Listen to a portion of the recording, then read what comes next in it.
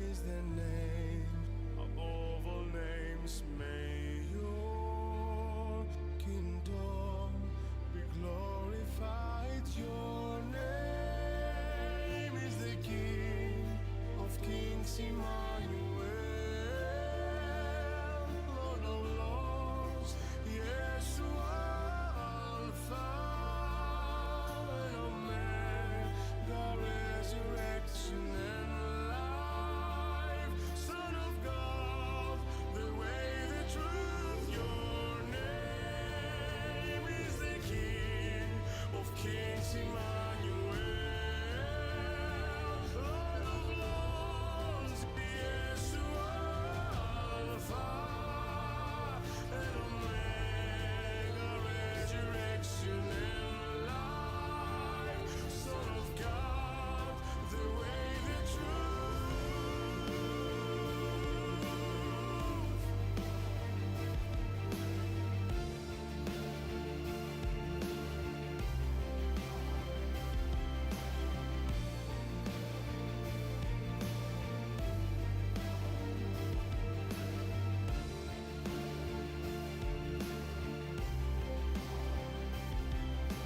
Your name is the King of Kings, Emmanuel,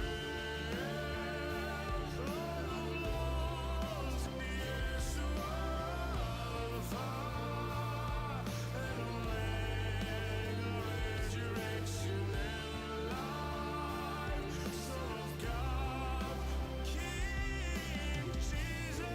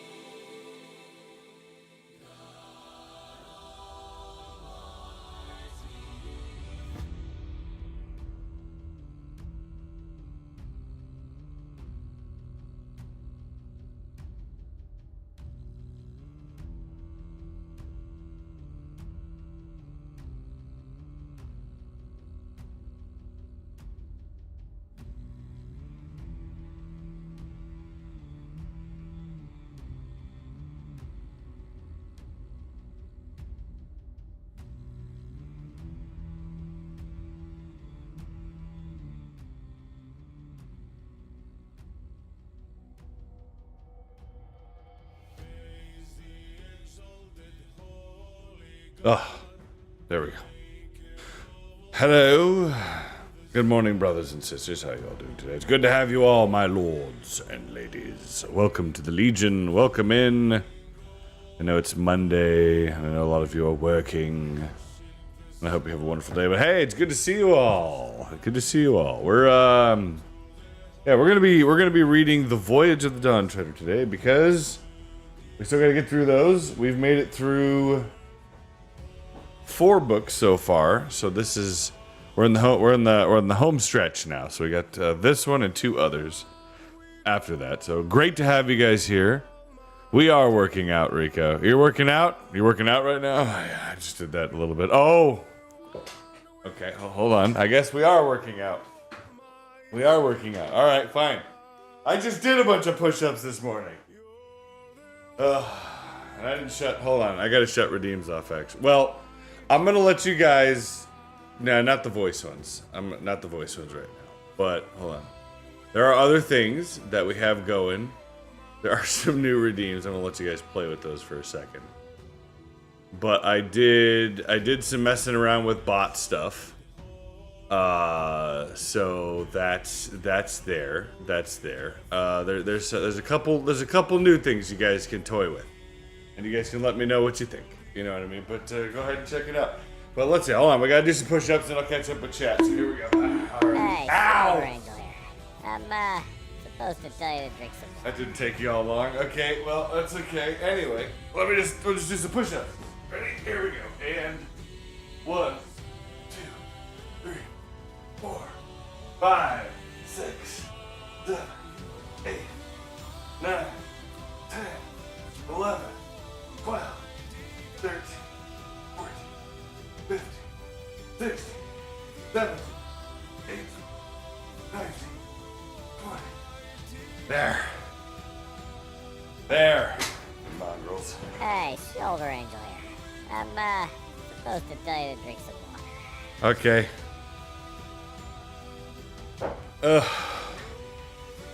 Anyway.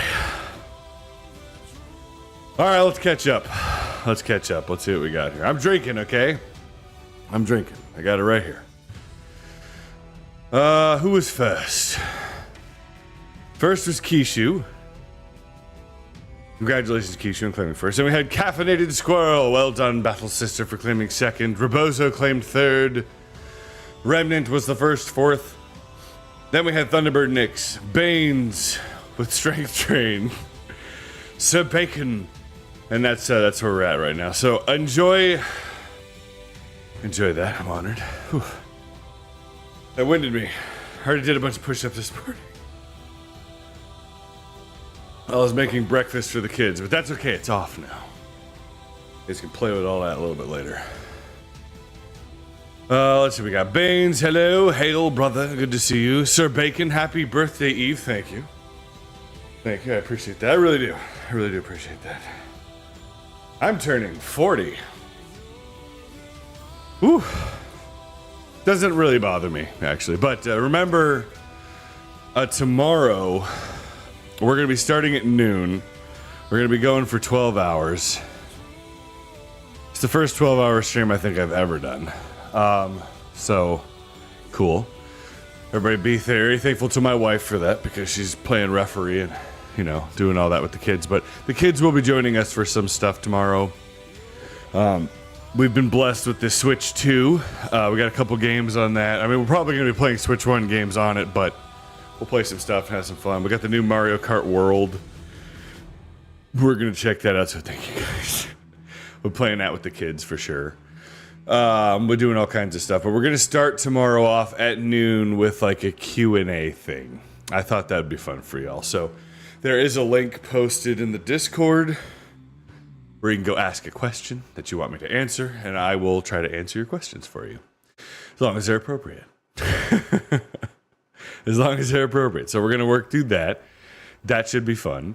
And then we're going to play games all day. It's going to be a lot of fun. I'm really looking forward to it. Just relax, chill, you know. It'll be a good day. It'll be nice. You know, my wife, is like, well, do you want to do something? Do you want to make this? It's like, well, we don't really have any money. So it's like, well, can't really do that right now. So, and I'm not, it's totally fine. We don't need to do anything. I'm just happy I've made it to level 40. It's good. It's pretty sweet. But Remnant, good to see you, brother. Welcome in. We are working out. We just did it. For as I'm aware, she is fighting something. Yeah, Kayla was sick, I believe. She's fighting it off. So she's resting right now. So pray for her that she gets better soon. Same thing for you, Keisha. Aren't you fighting off an illness too? It's going around. I know a lot of people who've got the funk. It's a little bit much. I don't know why. Nix, good morning, big brother, and all my lovely friends. I hope you all had a breakfast, a cup of coffee, and time with God. Welcome to the chat room. I did all of those things. All of those things. Took some time to pray this morning, as usual. You know, read my Bible for a little bit. My daughter came in here and read with me. And then, made breakfast. Now we're here. When do you start the new job? That is an excellent question, Sir Bacon. I don't know. So officially, I am hired, but I don't have an offer letter or anything yet because I am on a wait list. The wait list could be anywhere from 2 weeks, which we've already passed that, to 6 months. So I don't know. I do know that the Lord is good and he has us. And as it says in Matthew, that today has worry enough. Don't worry about tomorrow. The Lord will provide. It'll be okay. We'll figure it out. I know the Lord will figure it out. Let's just put it that way. Once the house back in Georgia sells, we'll be okay until said job starts up. So no stress. Rick, are you streaming tomorrow? Yes, we're gonna do a 12-hour stream. I mentioned that. I've been far too long since I've been able to do so. Yeah, I know. I rarely get to do things like this. Strong like a bull, that's right. I'm only awake because my appliance guy is scheduled at 11. It's coming in 6 minutes. Oh, that's really early for you. Welcome to the 40s, Rico. Thank you. I'm not scared. Honestly, 40 doesn't scare me. Neither did 30. I don't really think I'm going to have a problem with any age I reach. I mean, obviously, it's like, am I still able to move around? Am I still healthy? That's all that really matters. You know what I mean? Is the Lord still king? Yeah. So we're good. At 7:14 a.m. That was when I woke up. Yay, Big Brother birthday stream. Yes. We're gonna have a good time, guys. I am also I'm gonna try and squeeze in, like, I'm going to play Mario Party or Mario Kart World, but I understand that not a lot of you may have that, so, because it's new and things are expensive, and I totally understand, so we might do Mario Kart 8, just to get you guys in there, and we can all play and have some fun. If you guys in the chat want to join in on a game, we could do that. That might be fun. I have it structured somewhat tomorrow, but it's gonna be pretty, like, whatever. Like, we'll just have fun. That's the main thing. We'll just have fun. World is the only Switch 2 game I have. Okay, it's the only Switch 2 game I currently have at the moment, but we also were given Super Mario Galaxy 2, so we can go through those games. I don't think I played Super Mario Galaxy 2. I played the first one when it came out years and years ago. Pray for Kayla. I'm fine. We'll pray for both of you. I'll be back to work tomorrow. Yeah, we'll pray for both of you. Also, my job interview went well. I got answers on Friday if I'm getting... I get answers on Friday if I'm getting the job. Well, I pray that you are blessed, Lord Baines, with the answer you seek. That regardless of what that answer is, that you will find the employment that the Lord wants you to be at. And you will be blessed till your cup runneth over, brother. As you rightly deserve. But it's good to see you, Sailor David. Welcome in, my lord. Good to see you. Poor Kayla and Keisha, I know they've been ill. They it's tough too. But they're the only one. My stepfather, he's got the funk. There are a bunch of people around us who I know they've all got the illness. Gonosyphilis or whatever, you know what I mean? Not that stuff, but it's there. It's some kind of weird government created disease, I'm sure. I had that happen once. It took a couple months for everything to be processed. Yeah, I mean, that's kind of where we're at. Battle Brother, I've already hit level 40. Join me. Yes. I'm joining you tomorrow, Remnant. I'm joining you tomorrow. Get well soon, too. I work tomorrow at 3 p.m. Eastern. When do you start? So we're starting at noon. Tomorrow. EST. Noon EST. So you'll have a few hours there where we're doing the Q&A and starting to play probably... Mario Kart World with the kids and having some fun, so we'll see what we do. I only have a Switch 1, so it's okay if you have a Switch 1. So I was learning things about the Switch 2 when I was setting it up. It's really neat. If you're playing a Switch 1 game, you can still play with people who are playing on the Switch 1. So we tested that out. So If we're playing Mario Kart 8 on the Switch 2, you guys can still join the game and we can still play. You don't have to have a Switch 2 to play. Now, you do have to have a Switch 2 to play Mario Kart World because it's a Switch 2 game. But the other thing too is like our Pro controllers, even the Joy-Cons from the Switch 1, you can connect to the Switch 2 and still use them. So I was like, oh, that's cool. But my kids are going to be on the Switch 1, so I can't steal those controllers. But we have a set. We're okay. I did take the Pro controller, though. Let's see. Greetings, Commissar. Is that the correct rank or Captain? Ah, Father Hunman, my lord. I am not a Commissar. I am a Primarch. But I appreciate that. How are you doing today? Only because I reject the premise of a starting price of $79.99. Yes. Yep. Understand. Understand completely. And it was cheaper as the bundle. It was. I'm functional. I'll be okay in no time. Thank you. Good well wishes. Yeah. See, I have a Switch 1. However, I do not have Nintendo Online. Yeah. That's tough. I pay for Nintendo Online, but it's because we have a decent amount of people who also... It gives you, like, all the retro games. You know what I mean? For the emulators that are on there and bonuses and stuff. And so I'm like, yeah. I accept. It's fine. Although, I pay by the year... So, I don't think that's up till November, so we should be okay, with the whole job situation. I'm hoping I start work by then, hopefully. See, I have a Switch, however, I do not have Nintendo Online. I just don't like paying $70 to $80 for a single game. Me either, Sir Bacon. I mean, there's a rare game that I've ever paid that much for. You know what I mean? And again, I did not buy these. So I can't endorse it or go against it either way. This was a gift, and it was very sweet. Very, very generous. Very, very generous. But it's cool. We do have it. And as such, you guys get to enjoy watching the stuff that we have on here, that we play on it. So that'll be for you. And then you can make a decision based on what you see if you think it's worth it or not. I'm not going to say yes or no just because I didn't purchase it. And quite frankly, I probably wouldn't have because...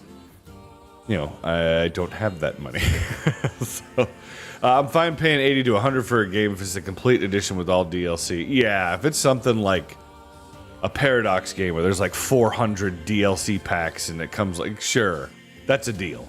Did I tell you that my dear wife is with child? A sweet little girl grows beneath her heart. Glorious, Father Hunman. Congratulations, brother. And may your wife and your new princess be blessed with health and a smooth and gentle birth. No traumatic issues, no problems. In Jesus' name, I pray that everything goes perfectly well for you and that you really, really enjoy your child. Is this your first? Or is your father game leveling up? Not a base game, yeah. God bless whoever gifted you the Switch 2. Amen. That would be Jen, our dear sweet battle sister Aiko. She gave it to us through Throne a few weeks ago now. Or a week ago? A week or two ago. One of those. It was, yeah, I still have no words. It was just amazing. Extremely blessed.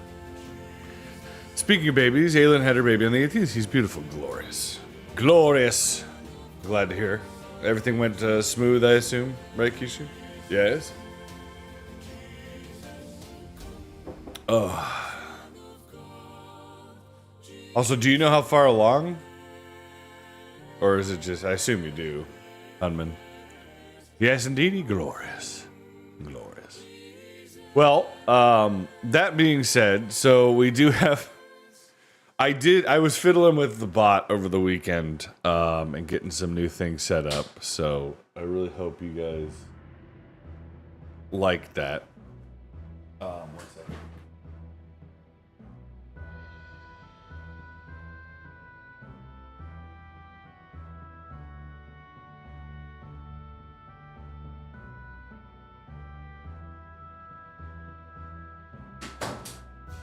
Family questions. Anyway, but yeah, so we do have some new stuff for you guys to mess with. So there's the hydrate emote for y'all, and then there's all, because I know a lot of you were asking for hydrate. A lot of you were asking for that. So I managed to get it set up. And I think it's funny. Please just hydrate. They won't stop. Does it sound echoey to you?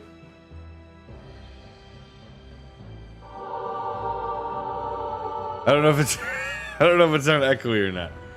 But nope, okay. So I have it like playing double, I think, somewhere for me, I guess, so I could hear it. But I'm glad it worked. So the hydrate emote it cycles through different lines I recorded. I was laughing when I did it. I'm still laughing a bit. I thought it was funny. My wife had a really good suggestion to have it say different things, you know. So there's like a folder with the sound clips, and so it's gonna randomly pick one. You know what I mean? So you guys can redeem that. And then there's all. Older Angel here. I'm supposed to tell you to drink some water.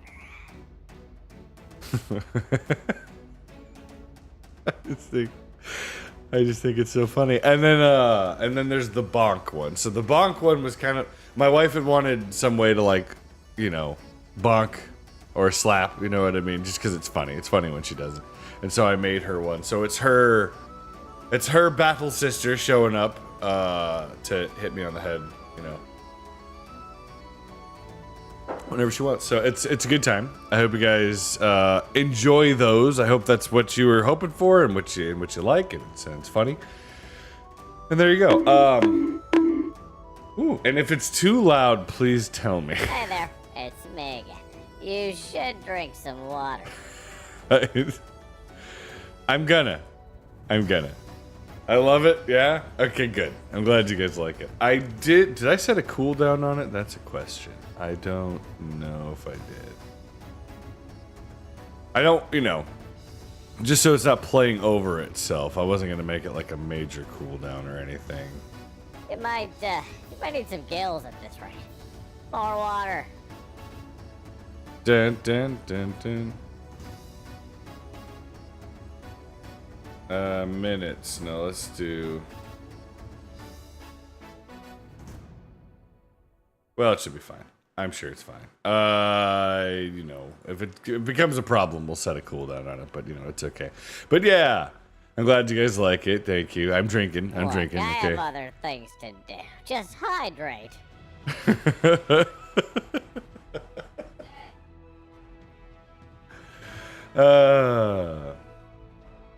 Am I high pitched? Did it work? Water, yes. Coffee, no.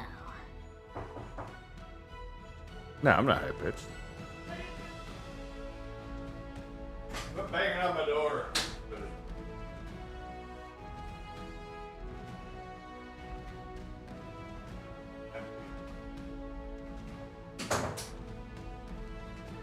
My daughter says hi. She really wants you guys to know that. Yeah, you're welcome. She said hi. They were like, Dad, you're high pitched. It's like, no, that's the redeem. It's the redeem. Coffee, yes. Water, yes. Yeah, I had coffee. It's okay. I want to hear every line. So there's 8. There's 8 lines right now. So there should be 8 different ones. But I hope you guys enjoy. Hydrate. They won't stop.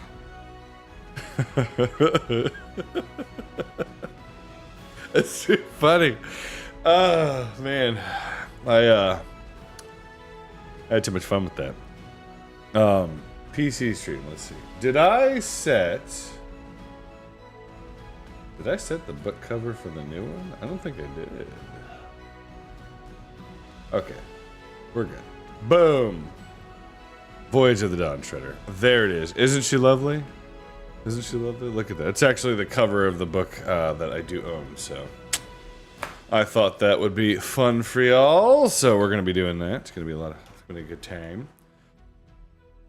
But just hello. Everybody says hello, dear. I said hello. Learn from Kayla's mistake and have a cooldown. I should probably put like a minute cooldown on there. I just thought, you know, we'll let you guys. I didn't. Why is that popping up on the screen? I didn't. Did you guys see that? I never did. What did I do? What did I do? Hold on. Hold on. I saw that. I don't know why that's there. There has not been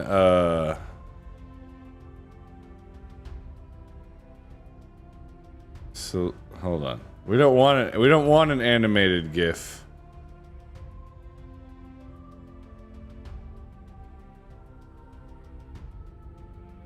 I don't want to. How do I? No, that one's right. Why is there? What? Why is there a gift for that? A GIF.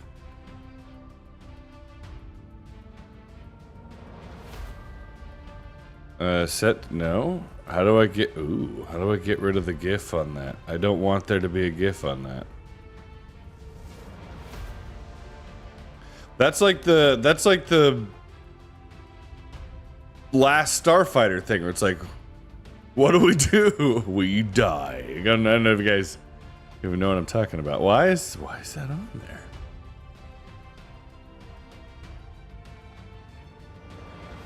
How to enable text alerts? No, that's fine. There should not be a GIF on this.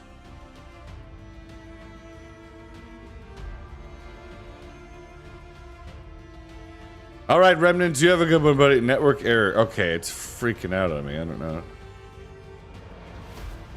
Hello. Sir Robin. I'm gonna make sure it's not.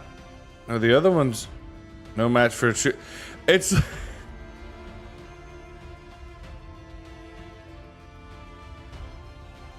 Okay, hold on. We're gonna select GIF.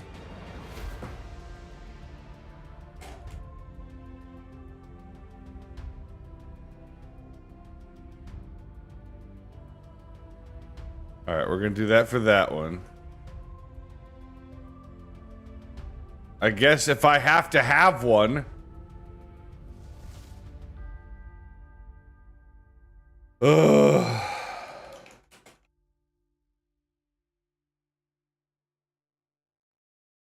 There.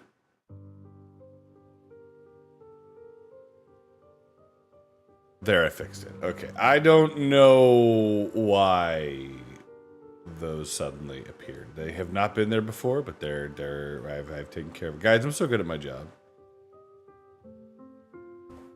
Rico, why aren't you a top tier streamer? Oh, well, because, you know, I'm, you know, probably that. Because I don't know what I'm doing. That's okay. That's okay. We just have fun anyway. That's all that matters. All right, we got it working. I guess. I changed it. So, whatever was up with that. I don't know. Appliance dude is here. Okay, good luck. And then get some sleep. Just like technology, you touch one thing and it messes up everything else. All I did was delete things. So I moved stuff from sound alerts over to streamer.bot because I made like bonk and the high-pitched ones, and the exterminatus is now automatic, and so is hydrate and all that kind of stuff. So I was transferring things there. So I deleted ones I don't need or aren't being widely used. I don't know why those would suddenly have they didn't have a thing before, but whatever. Now they do, and now they're right. I think. Right? So if we do Brave Sir Robin, it should show at least something that fits. Would be my guess. Anyway, don't worry about it. I'm eventually going to switch all those over too, so we'll get it squared away. It's a top tier Pop-Tart, pal. That's right. A top tier Pop-Tart, as God intended. All right, so it should be fine. I'm not gonna disable the bonk and stuff for now. But we're gonna start reading here in just a second. So, if you guys haven't read this one, so this is the Voyage of the Dawn Treader. The Voyage of the Dawn Treader. This is part of the Chronicles of Narnia book series written by C.S. Lewis. C.S. Lewis. So it's a great book. This is probably, story-wise, one of my favorites. I really like it. What?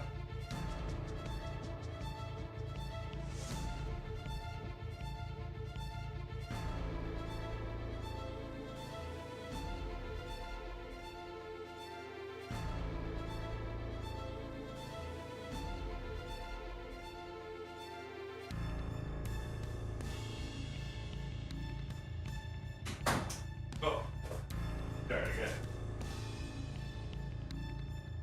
Also, the beanbag chair is not in here. It might be a little echoey. It might be a little echoey. I have like some acoustic foam I gotta put in here to fix things, but it's fine. It's fine. How does the sound? Is everything good? Because again, I fiddled with things, so I don't know if it's gonna be loud or echoey. I probably need to turn the music down, huh? Or is it good? Turn it down a little bit. Let's turn it down a little bit. All right, so again, Voyage of the Dawn Treader. It's a great book. Probably my favorite in the series. It still takes place during the reign of King Caspian. So in the last book, we had Prince Caspian was the name of that book, and it was about the Pevensies returning to Narnia and helping Caspian claim his throne. There was a battle with Caspian's uncle Miraz, and they wound up placing him on the throne as the new king of Narnia. And the previous books, you know, we've read so far would be The Magician's Nephew, Lion, the Witch, and the Wardrobe.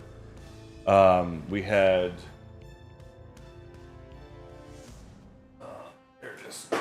oops, The Horse and His Boy, and then of course we also had Prince Caspian. So all really great stories. I love these. I love these books. Honestly, they're just great. After this, so we're on Voyage of the Dawn Treader, and then we will read The Silver Chair, followed by finally The Last Battle, which all really good, fun adventures to go through. But this one's probably my favorite. So if you haven't heard it before, sit back, relax. Hopefully you enjoy. This is my adventure-wise my personal favorite. It's just a lot of fun. I really enjoy it. So I hope you do too. So here we go. We're gonna get started. Let's see. We are on Voyage of the Dawn Treader by C.S. Lewis. I have the cast of characters, and then you have Chapter 1. All right.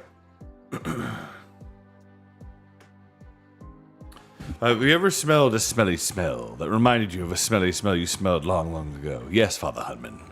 I have indeed. It's just strumming. One of the worst things I've ever smelled. It was quite smelly. All right, here we go.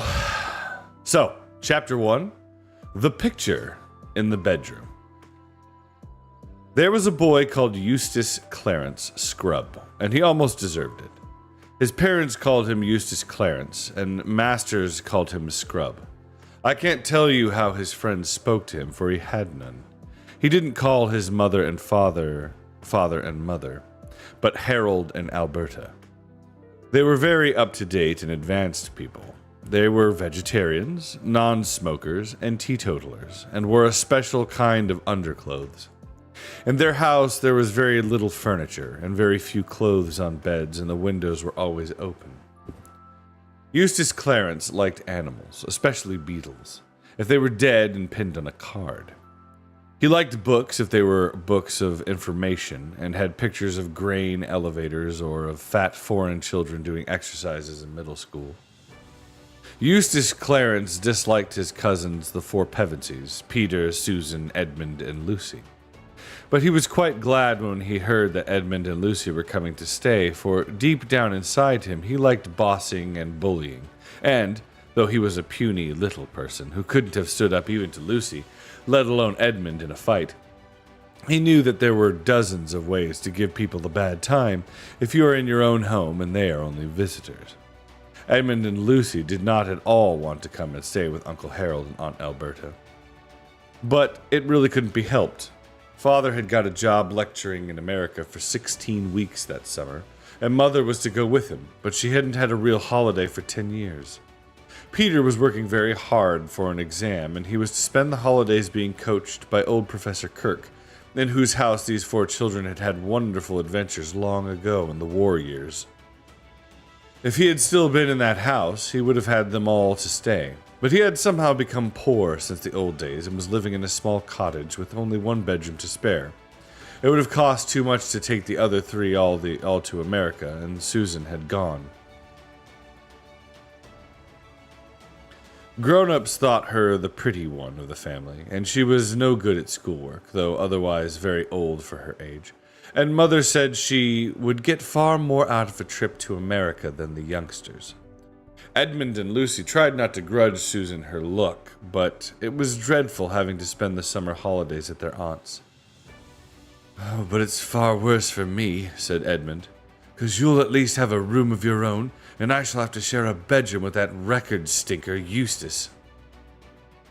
The story begins on an afternoon when Edmund and Lucy were stealing a few precious minutes alone together. And of course, they were talking about Narnia, which was the name of their own private and secret country. Most of us, I suppose, have a secret country, but for most of us it is only an imaginary country. Edmund and Lucy were luckier than other people in that respect. Their secret country was real. They had already visited it twice, not in a game or a dream, but in reality. They had got there, of course, by magic, which is the only way of getting to Narnia. And a promise, or very nearly a promise, had been made them in Narnia itself that they would someday get back to it. You may imagine that they talked about it a good deal when they got the chance. They were in Lucy's room, sitting on the edge of her bed and looking at a picture on the opposite wall. It was the only picture in the house that they liked. Aunt Alberta didn't like it at all. That was why it was put away in a little back room upstairs, but she couldn't get rid of it because it had been a wedding present from someone she did not want to offend. It was a picture of a ship sailing straight towards you. Her prow was gilded and shaped like the head of a dragon with wide open mouth. She had only 1 mast and 1 large square sail, which was a rich purple. The sides of the ship, what you could see of them where the gilded wings of the dragon ended, were green. She had just run up to the top of 1 glorious blue wave, and the near slope of that wave came down towards you, with streaks and bubbles on it. She was obviously running fast before a gay wind listing over a little on her port side.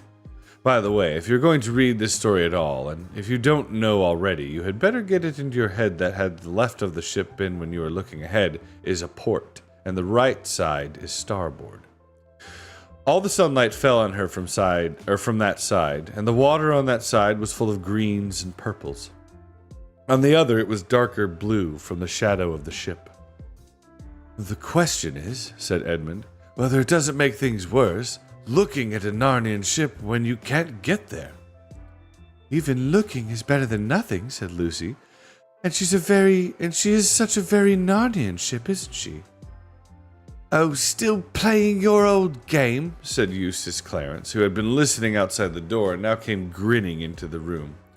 Last year, when he had been staying with the Pevetses, he had managed to hear them all talking of Narnia, and he loved teasing them about it.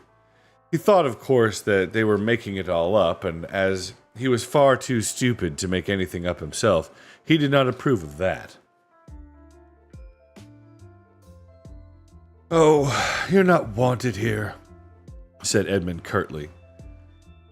"I'm trying to think of a limerick," said Eustace, "something like this. Some kids who played games about Narnia got gradually balmier and balmier." "Well, Narnia and balmier don't rhyme to begin with," said Lucy. "It's an assonance," said Eustace. "Oh, don't ask him what an assy thingamy is," said Edmund. "He's only longing to be asked. Say nothing and perhaps he'll go away." Most boys, on meeting a reception like this, would either have cleared out or flared up. Eustace did neither. He just hung about grinning and presently began talking again. "Do you like that picture?" he asked.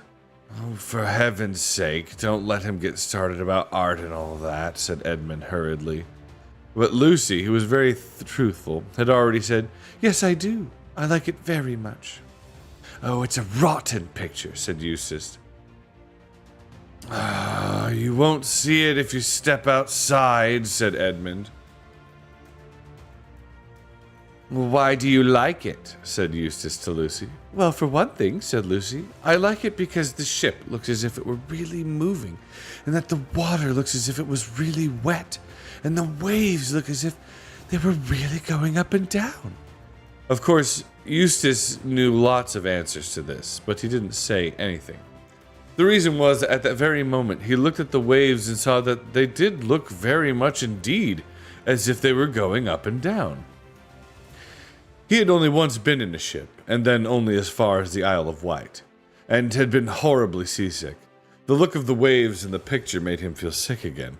He turned rather green and tried another look, and then all three children were staring with open mouths. What they were seeing may be hard to believe when you read it in print, but it was almost as hard to believe when you saw it happening. The things in the picture were moving. It didn't look at all like a cinema either. The colors were too real and clean and out of doors for that. Down went the prow of the ship into the wave, and up again a great shock of spray, and then up went the wave behind her, and her stern and her deck became visible for the first time, and then disappeared as the next wave came to meet her, and her bows went up again. At the same moment, an exercise book, which had been lying beside Edmund on the bed, flapped, rose, and sailed through the air to the wall behind him. And Lucy felt all her hair whipping around her face as if it does on a windy day. And this was a windy day. But the wind was blowing out of the picture towards them. And suddenly with the wind came the noises. The swishing of waves and the slap of water against the ship's sides and the creaking and the overall high, steady roar of air and water. But it was the smell, the wild, briny smell, which really convinced Lucy that she was not dreaming. "Stop it!" came Eustace's voice, squeaky with fright and bad temper. "It's some silly trick you two are playing! Stop it! I'll tell Alberta! Ow!" The other two were much more accustomed to adventures, but just exactly as Eustace Clarence said, "Ow!" they both said "ow" too. The reason was that a great cold salt splash had broken right out of the frame, and they were breathless from the smack of it, besides being wet through.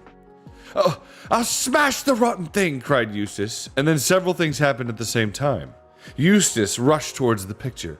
Edmund, who knew something about magic, sprang after him, warning him to look out and not to be a fool. Lucy grabbed at him from the other side and was dragged forward.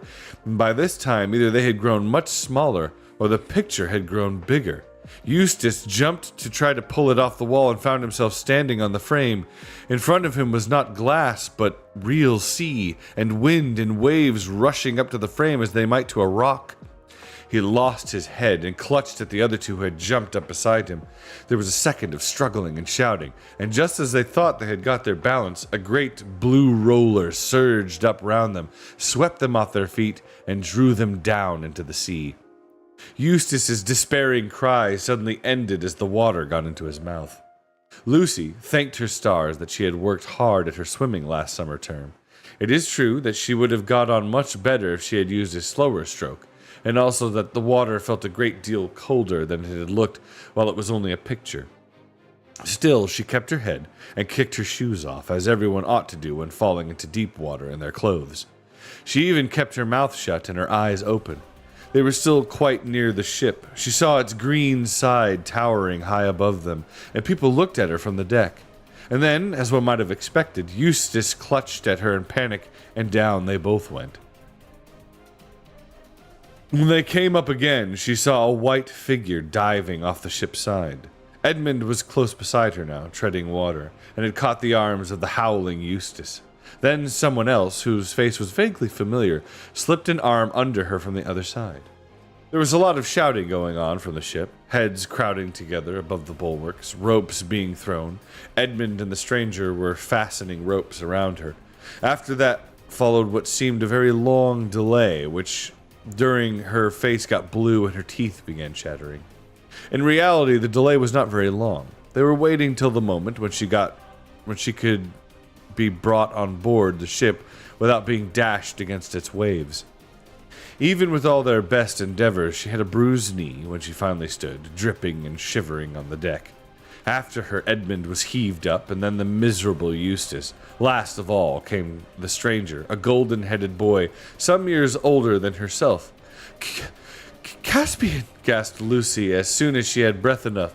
For Caspian it was. Caspian, the boy king of Narnia, whom they had helped to set on the throne during their last visit. Immediately Edmund recognized him too. All three shook hands and clapped one another on the back with great delight. "But who is your friend?" said Caspian, almost at once turning to Eustace with his cheerful smile. But Eustace was crying much harder than any boy of his age had a right to cry when nothing worse than a wetting had happened to him, and would only yell out, Let me go! Let me go! I don't like it!" "Let you go?" said Caspian. "But where?" Eustace rushed to the ship's side as if he expected to see the picture frame hanging above the sea, and perhaps a glimpse of Lucy's bedroom. What he saw was blue waves flecked with foam, and paler blue sky, both spreading without a break to the horizon. Perhaps we can hardly blame him if his heart sank. He was promptly sick. "Hey, Rheinelf," said Caspian to one of the sailors, "bring spiced wine for their majesties.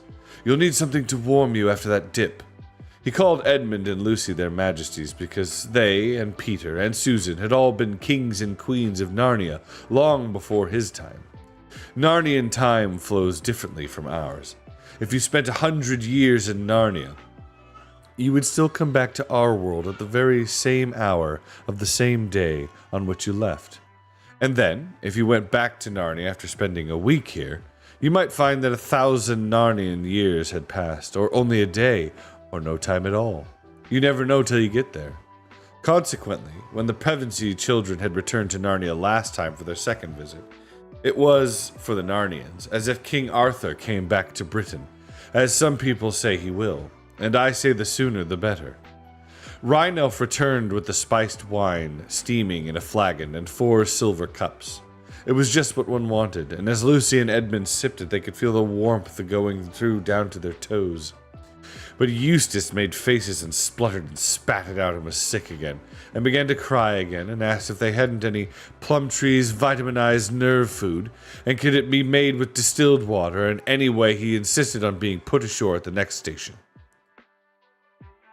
"Oh, this is a merry shipmate you've brought us, brother," whispered Caspian to Edmund with a chuckle. But before he could say anything more, Eustace burst out again. What on earth is that? Take it away, that horrid thing!" He really had some excuse this time for feeling a little surprised. Something very curious indeed had come out of the cabin and the poop and was slowly approaching them. You might call it, and indeed it was, a mouse. But then it was a mouse on its hind legs and stood about 2 feet high. A thin band of gold passed round its head under one ear and over the other, and in this was stuck a long crimson feather. And the mouse's fur was very dark, almost black. The effect was bold and striking. Its left paw rested on the hilt of a sword very nearly as long as its tail. Its balance, as it paced gravely along the swaying deck, was perfect, and its manners courtly. Lucy and Edmund recognized it at once. Reepicheep, the most valiant of all the talking beasts of Narnia, and the chief mouse. It had won undying glory in the second battle of Baruna. Lucy longed, as she had always done, to take Reepicheep up in her arms and cuddle him. But this, as she knew well, was a pleasure she could never have. It would have offended him deeply. Instead, he went down on one knee to talk to him. Reepicheep put forward his leg, drew back his right, bowed, kissed her hand, straightened himself, twirled his whiskers, and said in his shrill, piping voice, "My humble duty to your majesty, and to King Edmund too." Here he bowed again. "Nothing except your majesty's presence was lacking to this glorious adventure." Take it away," wailed Eustace. "I hate mice, and I never could bear performing any animals. The silly and vulgar and sentimental." Am I to understand, said Reepicheep to Lucy after a long stare at Eustace, that this singularly discourteous person is under your majesty's protection? Because if not... At this moment, Lucy and Edmund both sneezed. Oh, what a fool I am to keep you all standing here in your wet things, said Caspian. Come, on below and get changed. I'll give you my cabin, of course. Lucy, but I'm afraid we have no women's clothes on board. You'll have to make do with some of mine. Lead the way, Reepicheep, like a good fellow. To the convenience of a lady, said Reepicheep. Even a question of honor must give way, at least for the moment. And here he looked very hard at Eustace, but Caspian hustled them on, and in a few minutes Lucy found herself passing through the door into the stern cabin. She fell in love with it at once. The 3 square windows that looked out on the blue, swirling water astern, the low, cushioned benches round 3 sides of the table, the swinging silver lamp overhead. Dwarf's work, she knew at once by its exquisite delicacy, and the flat gold image of Aslan the lion on the forward wall above the door. All this she took in a flash, for Caspian immediately opened a door on the starboard side and said, "This'll be your room, Lucy. I'll just get some dry things for myself." He was rummaging in one of the lockers while he spoke, and then leave you to change. If you fling your wet things outside the door, I'll get them taken to the galley to be dried. Lucy found herself as much at home as if she had been in Caspian's cabin for weeks, and the motion of the ship did not worry her, for in the old days when she had been a queen in Narnia, she had done a good deal of voyaging. The cabin was very tiny, but bright, with painted panels, all birds and beasts and crimson dragons and vines, and spotlessly clean. Caspian's clothes were too big for her, but she could manage. His shoes, sandals, and sea boots were hopelessly big, but she did not mind going barefoot on board ship.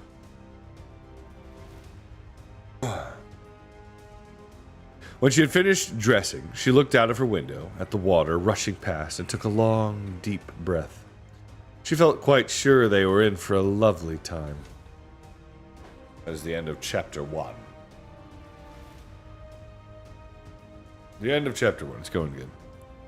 His name was Eustace, and he almost deserved it. His name was Eustace Clarence Scrubb, and he almost deserved it. Bold words from someone whose name was Clive Staples Lewis. Yeah. I mean, I imagine he's taking a dig at himself there, you know. No, alcohol doesn't actually make you warm, it just makes you feel warm. Drink alcohol to warm up. Yes, well, you know, it's okay. They didn't know. Hello, Doki. Good to see you, brother. Welcome back. Baines, Father Hunman, hanging out. Yeah, it's a good time. Good time by all, of course. Singularly discourteous person. Yeah. We've got an ad that's about to start in about a minute, so we're gonna take just a little break. We're just gonna take a little break. So if you guys want to catch something to drink, go do so. I'm gonna grab some water actually because I'm low on it. But catch a drink, get a stretch in, do what you gotta do, and I will return just shortly. So, and then the ad's gonna run for about a minute and a half. So just chill. How you guys enjoying it so far? Like it, book?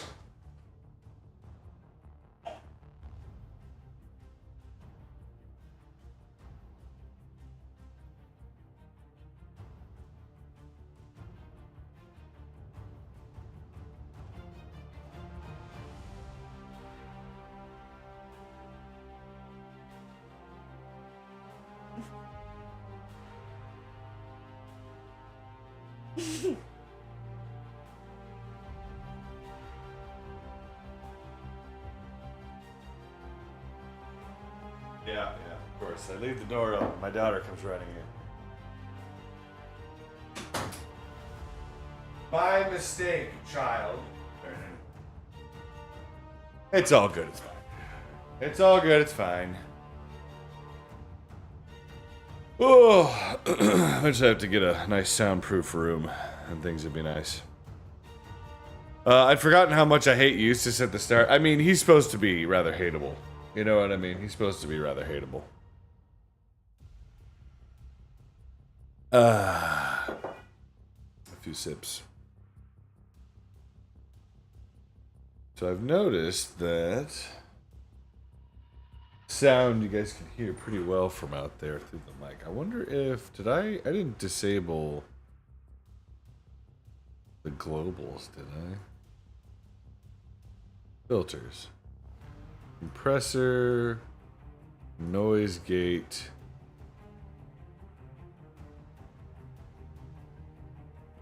Okay, no, it seems okay. I wonder if I should up that a little bit just to try and block out the stuff that's popping up out there. But what are you gonna do? But yeah, Eustace is a rather disagreeable fellow. But then at the end, he winds up coming back. Well, I mean, he's in the next 3 stories, so. It's about growing and becoming better. Right? Right? That's what I would think. Which is good.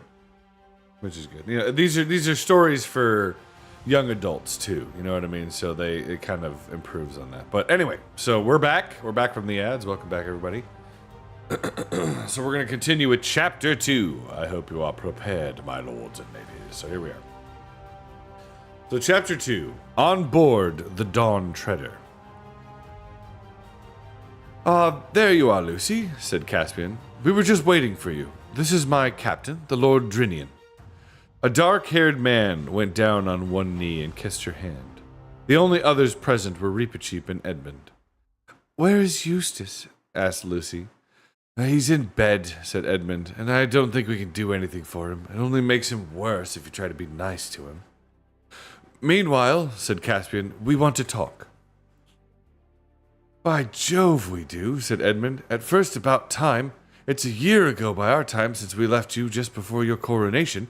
How long has it been in Narnia? Oh, it's exactly 3 years, said Caspian. All going well? Asked Edmund. You don't suppose I'd have left my kingdom and put to sea unless all was well, answered the king. It couldn't be better. There's no trouble at all now between Telmarines, dwarves, talking beasts, fauns, and the rest. And we gave those troublesome giants on the frontier such a good beating last summer that they pay us tribute now.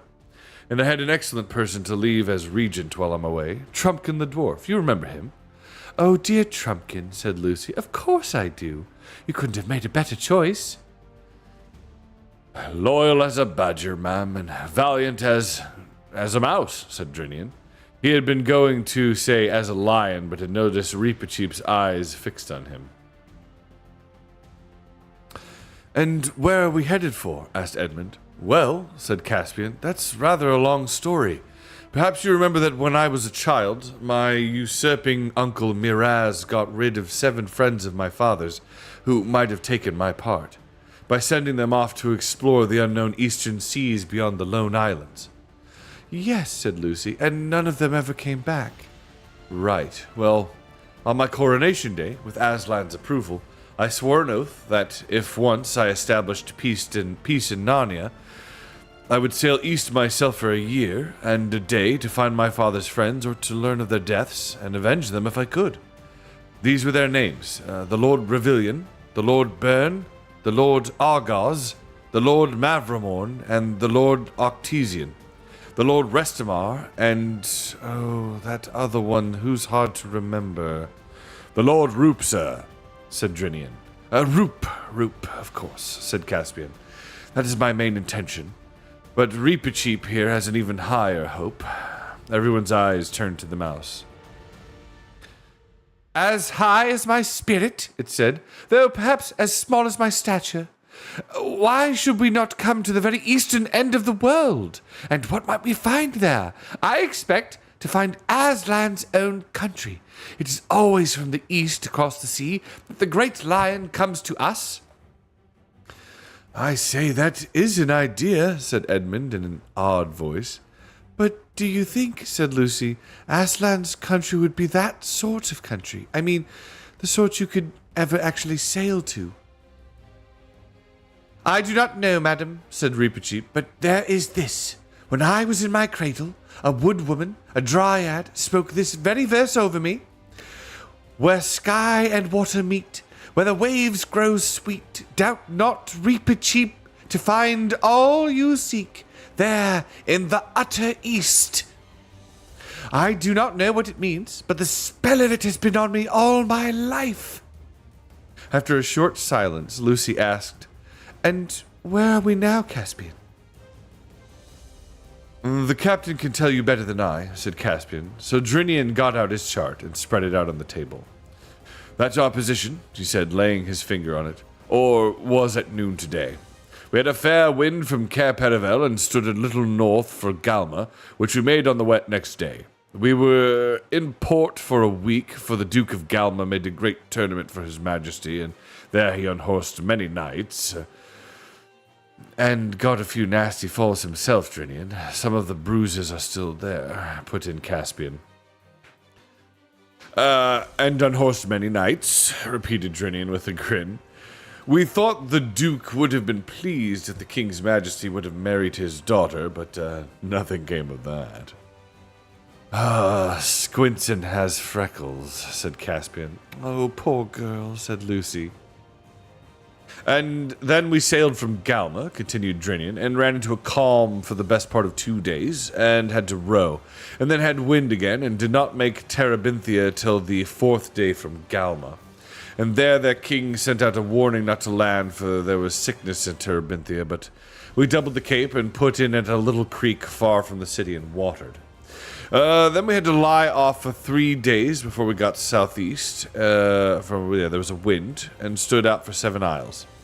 The 3rd day out, a pirate, Terabithia by her rig, overhauled us, but when she saw us well armed, she stood off after some shooting of arrows on either part. And we ought to have given her chase, and boarded her, and hanged every mother's son of them," said Reepicheep. "And in 5 days more we were in sight of Mule, which, as you know, is the westernmost of the 7 isles. Then we rode south through the straits and came about sundown into Redhaven on the Isle of Bren, where we were very lovingly feasted and had victuals and water at will. We left Redhaven 6 days ago and have made marvelously good speed, so that I hope to see the Lone Isles the day after tomorrow. The sum is, we are now very nearly 30 days at sea, and have sailed more than 400 leagues from Narnia." "And after the Lone Isles," said Lucy. "No one knows, your majesty," answered Drinian, "unless the Lone Islanders themselves can tell us." "They couldn't in our days," said Edmund. "Then," said Reepicheep, "it is after the Lone Isles that the adventure really begins." Caspian now suggested that they might like to be shown over the ship before supper, but Lucy's conscience smote her, and she said, "I think I really must go see Eustace. Sickness is horrid, you know. If I had my old cordial with me, I could cure him." "But you have," said Caspian. "I'd quite forgotten about it. As you left it behind, I thought it might be regarded as one of the royal treasures, and so I brought it. If you think it ought to be wasted on a thing like seasickness." "It'll only take a drop," said Lucy. Caspian opened one of the lockers beneath the bench and brought out the beautiful little diamond flask which Lucy remembered so well. "Take back your own, Queen," he said. They then left the cabin and went out into the sunshine. In the deck there were 2 large, long hatches, fore and aft of the mast, and both open, as they always were in fair weather, to let light and air into the belly of the ship. Caspian led them down a ladder into the after hatch. Here they found themselves in a place where benches were for rowing, ran from side to side, and the light came in through the oar holes and danced on the roof. Of course, Caspian's ship was not that horrible thing, a galley rowed by slaves. Oars were used only when wind failed for getting in and out of harbor, and everyone, except Reepicheep, whose legs were too short, had often taken a turn. At each side of the ship, the space under the benches was left clear for the rowers' feet, but all down the center there was a kind of pit which went down to the very keel, and this was filled with all kinds of things. Sacks of flour, casks of water and beer, barrels of pork, jars of honey, skin bottles of wine, apples, nuts, cheeses, biscuits, turnips, sides of bacon. From the roof, that is, from under the side of the deck, hung hams and strings of onions, and also the men of the watch off duty in their hammocks. Caspian led them aft, stepping from bench to bench. At least it was stepping for him, and something between a step and a jump for Lucy, and a real long jump for Reepicheep. In this way, they came to a partition with a door in it. Caspian opened the door and led them into a cabin, which filled the stern and underneath the deck cabins and the poop. It was, of course, not so nice. It was very low, and the sides sloped together as they went down, so that there was hardly any floor. And though it had windows of thick glass, they were not made to open because they were underwater. In fact, at this very moment, as the ship pitched, they were alternately golden with sunlight and dim green with the sea. "You and I must lodge here, Edmund," said Caspian. "We'll leave your kinsmen the bunk and slim hammocks for ourselves." "I beseech your majesty," said Drinian. No, shipmate," said Caspian. "We have argued all that out already. You and Rince," Rince was the mate, "are sailing the ship, and will have cares and labors many a night when we are singing catches or telling stories. So you and he must have the port cabin above. King Edmund and I can lie very snug here below, but how is the stranger?" Eustace, very green in the face, scowled and asked whether there was any sign of the storm getting less. But Caspian said, "What storm?" And Drinian burst out laughing. "Storm, young master," he roared. "This is fair weather as a man could ask for." Who's that?" said Eustace irritably. "Send him away. His voice goes through my head." "I have brought you something that will make you feel better, Eustace," said Lucy. "Oh, go away and leave me alone," growled Eustace. But he took a drop from her flask, and though he said it was beastly stuff, the smell in the cabin when she opened it was delicious. It is certain that his face came the right color, a few moments after he had swallowed it, and he must have felt better, because instead of wailing about the storm in his head, he began demanding to be put ashore and said that at the first port he would lodge a disposition against them all with the British consul. But when Reepicheep asked what a disposition was and how you lodged it, Reepicheep thought it was some new way of arranging a single combat. Eustace could only reply, "Fancy not knowing that." In the end, they succeeded in convincing Eustace that they were already sailing as fast as they could toward the nearest land they knew, and that they had no more power of sending him back to Cambridge, which was where Uncle Harold lived, than of sending him to the moon. After that, he sulkily agreed to put on the fresh clothes which had been put out for him, and came on deck. Caspian now showed them over the ship, though indeed they had seen most of it already. They went up on the forecastle and saw the lookout man standing on a little shelf inside the gilded dragon's nest, and peered through its open mouth. Inside the forecastle was the galley, or ship's kitchen, and quarters for such people as the boatswain, the carpenter, the cook, and the master archer. If you think it odd to have the galley on the bows and imagine the smoke from its chimney streaming back over the ship, that is because you are thinking of steamships, where there is always a headwind. On a sailing ship, the wind is coming from behind, and anything smelly is put as far forward as possible. They were taken up to the fighting top, and at first it was rather alarming to rock to and fro there and see the deck looking small and far away beneath you. You realized that if you fell there was no particular reason why you should fall on board rather than in the sea. Then they were taken to the poop, where Rince was on duty with another man at the great tiller, and behind that the dragon's tail rose up, covered with gilding, and round inside it ran a little bench. The name of the ship was Dawn Treader.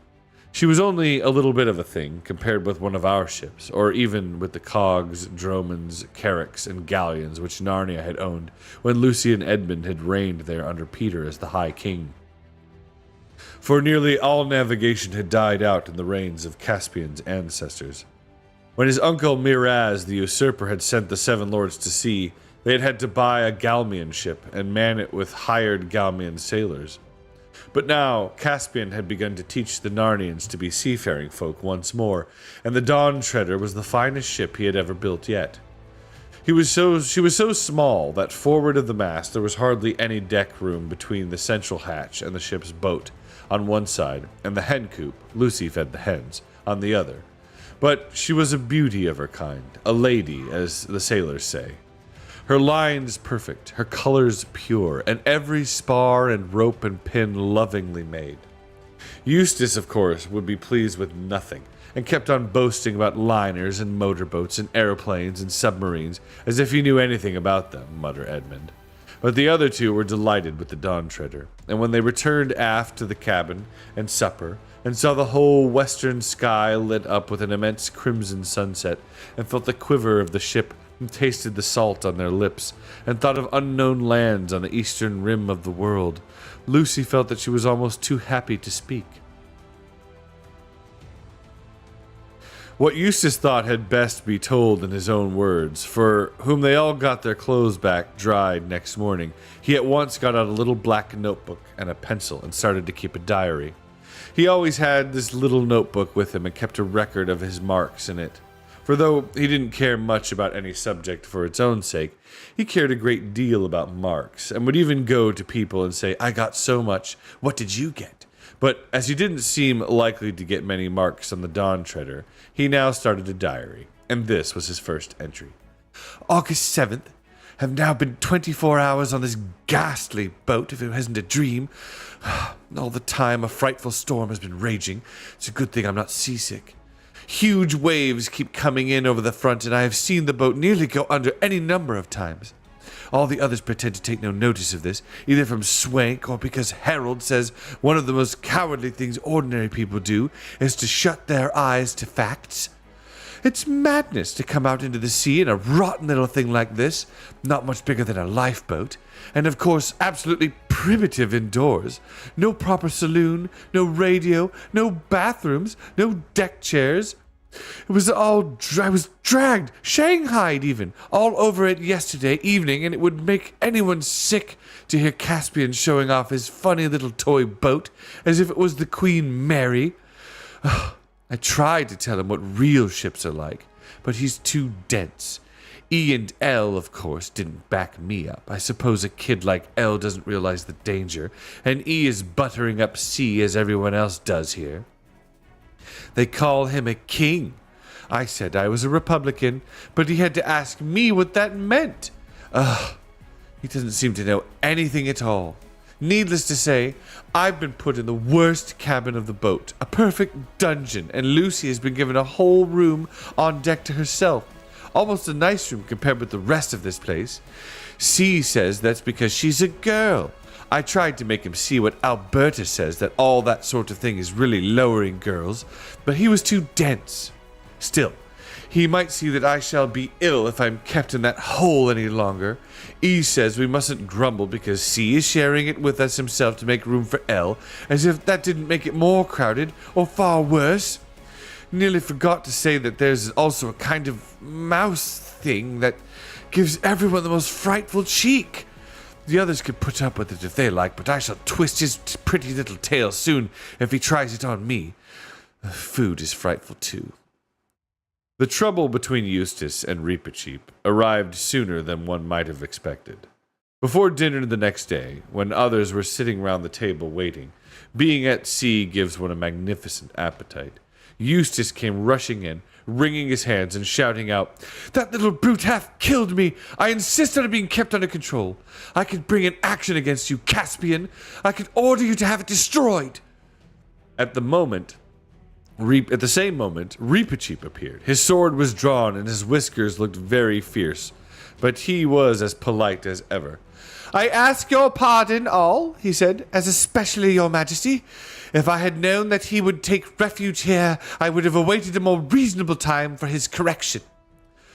"What on earth is up?" asked Edmund. What had really happened was this. Reepicheep, who never felt that the ship was getting on fast enough, loved to sit on the bulwarks, far forward just beside the dragon's head, gazing out at the eastern horizon, and singing softly in his little chirrupy voice the song the Dryad had made for him. He never held on to anything, however the ship pitched, and kept his balance with perfect ease. Perhaps his long tail hanging down to the deck, inside the bulwarks, made this easier. Everyone on board was familiar with this habit, and the sailors liked it because when one was on lookout duty, it gave one somebody to talk to. Why exactly Eustace had slipped and reeled and stumbled all the way forward to the forecastle, he had not yet got his sea legs, I never heard. Perhaps he hoped he would see land, or perhaps he wanted to hang about the galley and scrounge something. Anyway, as soon as he saw that long tail hanging down, and perhaps it was rather tempting, he thought it would be delightful to catch hold of it, swing Reepicheep round by it once or twice upside down, then run away and laugh. At first the plan seemed to work beautifully. The mouse was not much heavier than a very large cat. Eustace had him off the rail and thrice, and very silly he looked, thought Eustace, with his little limbs all splayed out and his mouth open. But unfortunately Reepicheep, who had fought for his life many a time, never lost his head even for a moment, nor his skill. It is not very easy to draw one's sword when one is swinging round in the air by one's tail, but he did. And the next thing Eustace knew was 2 agonizing jabs in his hand, which made him let go of the tail, and the next thing after that was that the mouse had picked itself up again, as if it were a ball bouncing off the deck, and there it was facing him, and a horrid, long, bright, sharp thing like a skewer was waving to and fro within an inch of his stomach. This doesn't count as below the belt for mice in Narnia, because they can hardly be expected to reach higher. "Stop it!" spluttered Eustace. "Go away! Put that thing away! It's not safe! Stop it, I say! I'll tell Caspian! I'll have you muzzled and tied up!" "Why do you not draw your sword, poltroon?" cheeped the mouse. "Draw and fight, or I'll beat you black and blue with the flat." "I haven't got one," said Eustace. "I'm a pacifist. I don't believe in fighting." "Do I understand," said Reepicheep, withdrawing his sword for a moment and speaking very sternly, "that you do not intend to give me satisfaction?" "I don't know what you mean," said Eustace, nursing his hand. "If you don't know how to take a joke, I shan't bother my head about you." "Then take that," said Reepicheep, "and that, to teach you manners, and to respect due to a knight, and a mouse's tail." And at each word he gave Eustace a blow with the side of his rapier, which was thin, fine, dwarf-tempered steel, and as supple and effective as a birch rod. Eustace, of course, was at a school where they didn't have corporal punishment, so the sensation was quite new to him. That was why, in spite of having no sea legs, it took him less than a minute to get off that forecastle and cover the whole length of the deck and burst in at the cabin door, still hotly pursued by Reepicheep.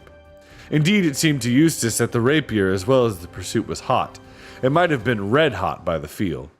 There was not much difficulty in settling the matter once Eustace realized that everyone took the idea of a duel seriously, and heard Caspian offering to lend him a sword, and Drinian and Edmund discussing whether he ought to be handicapped in some way to make up for his being so much bigger than Reepicheep. He apologized sulkily and went off with Lucy to have his hand bathed and bandaged, and then went to his bunk. He was careful to lie on his side. And now, that is the end of chapter 2. Captain Sammy, my lord, thank you for the 50 stream streak. It's good to see you, battle brother. Welcome in. And welcome back from the ads, everybody. I had forgotten how much I hate Eustace. I know. Oh, hey, what's wrong with having freckles, huh? Captain is cool. I don't know. I've got them too. I've got freckles. So does my daughter, and they're very cute.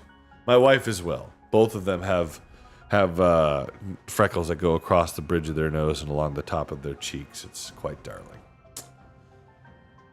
I just realized that there are faces in the water of the book cover. There are. That, I believe, on the book cover is the Black Isle, or the Isle of Nightmares, is what that is. But we'll get to that. But good to see you, Kayla. Hope you're feeling better.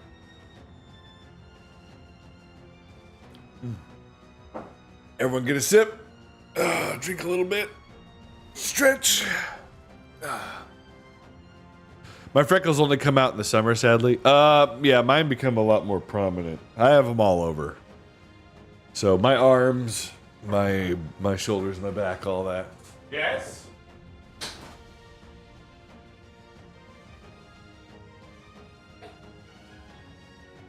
The sea shanty song? Well, there's singing when I have to. Those would be really good. Well, I bet they're all like. That might be. That's true. That would have been good. Maybe I'll prep that for Thursday. I'll add some. Kids had some lovely suggestions. If you guys didn't hear, we should play sea shanties when reading this book. But we'd have to find ones that don't have lyrics. The coughing fits need to cease, but I do feel overall better. That's good, Kel. I'm praying for you. I hope you guys all feel better. But yeah, freckles always come out more in the sun. It always comes out more in the sun. Living down here in Florida, I am becoming quite freckled. But so are my wife and kids. It's cute for them. All right, so let's see. Everybody, stretch. Got a sip. Feeling good. I have a little bit of this right here.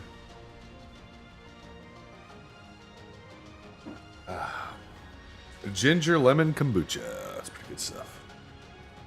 All right, so chapter 3, The Lone Islands. I didn't. The Lone Islands. No, I never did. I didn't. Hey, Baines, good to see you. I never did. Land in sight! Shouted the man in the bows. Lucy, who had been talking to Rince on the poop, came pattering down the ladder and raced forward. As she went, she was joined by Edmund, and they found Caspian, Drinian, and Reepicheep already in the forecastle. It was a coldish morning, the sky very pale and the sea very dark blue with little white caps of foam, and there, a little way off on the starboard bow, was the nearest of the lone islands, Fellameth, like a low green hill in the sea. And behind it, further off, the grey slopes of its sister Doorn. Same old Fellameth, same old Doorn, said a captain, clapping the hands. Oh, Edmund, how long it is since you and I saw them last, said Lucy. I've never understood why they belong to Narnia, said Caspian. Did Peter the High King conquer them? Oh, no, said Edmund. They were Narnian before our time, in the days of the White Witch. By the way, I have never yet heard how these remote islands became attached to the crown of Narnia. If I ever do, and if the story is at all interesting, I may put it in some other book. You're good, Baines. Don't worry about it. Are we to be put in here, sire? Asked Drinian. I shouldn't think it would be much good landing in Fellameth, said Edmund. It was almost uninhabited in our days, and it looks as if it was the same still. The people lived mostly on Doorn and a little on Avra. That's the third one. You can't see it yet. They only kept sheep on Fellameth. Then we'll have to double that cape, I suppose, said Drinian, and land on Doorn. That'll mean rowing. Oh, I'm sorry we're not landing on Fellameth, said Lucy. I'd like to walk there again. It was so lonely. A nice kind of loneliness, and all grass and clover and soft sea air. I'd like to stretch my legs too, said Caspian. I'll tell you what, why shouldn't we go ashore in the boat and send it back, and then we could walk across Fellameth and let the dawn try to pick us up on the other side. If Caspian had been as experienced then as he became later on in this voyage, he would not have made this suggestion. But at the moment it seemed an excellent one. Oh, do let's, said Lucy. You'll come, will you? Said Caspian to Eustace, who had come on deck with his hand bandaged. Anything to get off this blasted boat, said Eustace. Blasted, said Drinian. How do you mean? In a civilized country like where I come from, said Eustace, the ships are so big that when you're inside you wouldn't know you were at sea at all. And in that case you might just as well stay ashore, said Caspian. Will you tell them to lower the boat, Drinian? The king, the mouse, the two Pevensies, and Eustace all got into the boat and were pulled to the beach of Fellameth. When the boat had left them and was being rowed back, they all turned and looked round. They were surprised at how small the Dawn Treader looked. Lucy was, of course, barefoot, having kicked off her shoes while swimming, but that is no hardship if one is going to walk on downy turf. It was delightful to be ashore again and to smell the earth and grass, even if at first the ground seemed to be pitching up and down like a ship, as it usually does for a while if one has been at sea. It was much warmer here when than it had been on board, and Lucy found the sand pleasant to her feet as they crossed it. There was a lark singing, and they struck inland and up a fairly steep though low hill. And the top, of course, they looked back, and there was the Dawn Treader, shining like a great bright insect and crawling slowly northwestward with her oars. Then they went over the ridge and could see her no longer. Doorn now lay between them, divided from Fellameth by a channel about a mile wide behind it, and to the left lay Avra. The little white town of Narrowhaven on Doorn was easily seen. "Hello, what's this?" said Edmund suddenly. In the green valley to which they were descending, 6 or 7 rough-looking men, all armed, were sitting by a tree. "Don't tell them who we are," said Caspian. "And pray, your majesty, why not?" said Reepicheep, who had consented to ride on Lucy's shoulder. "It just occurred to me," replied Caspian, "that no one here can have heard from Narnia for a long time. It's just possible that they might not still acknowledge our overlordship, in which case it might not be quite safe to be known as the king." "We have our swords, sire," said Reepicheep.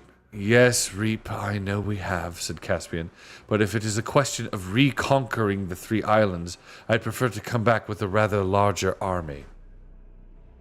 By this time they were quite close to the strangers, one of whom, a big black-haired fellow, shouted out, "Aye, good morning to you." "And a good morning to you," said Caspian. Is there still a governor of the Lone Islands?" "Oh, to be sure there is," said the man. "Governor Gumpus, yes. His sufficiency is at Narrowhaven, but you'll stay and drink with us." Caspian thanked him, though neither he nor the others much liked the look of their new acquaintance. And all of them sat down, but hardly had they raised their cups to the lips when the black-haired man nodded to his companions, and, as quick as lightning, all 5 visitors found themselves wrapped in strong arms. There was a moment's struggle, but all the advantages were on one side, and soon everyone was disarmed and had their hands tied behind their backs, except Reepicheep, writhing in his captor's grip and biting furiously. "Oh, careful with that beast hack," said the leader. "Don't damage him. He'll fetch the best price of the lot, I shouldn't wonder." "Coward! Poltroon!" squeaked Reepicheep. "Give me my sword and free my paws if you dare." "Oh," whistled the slave merchant, for that is what he was. "It can talk? Well, I never did. Blowed if I take less than 200 crescents for him. Oh." The Calorman crescent, which is the chief coin in those parts, is worth about 1/3 of a pound.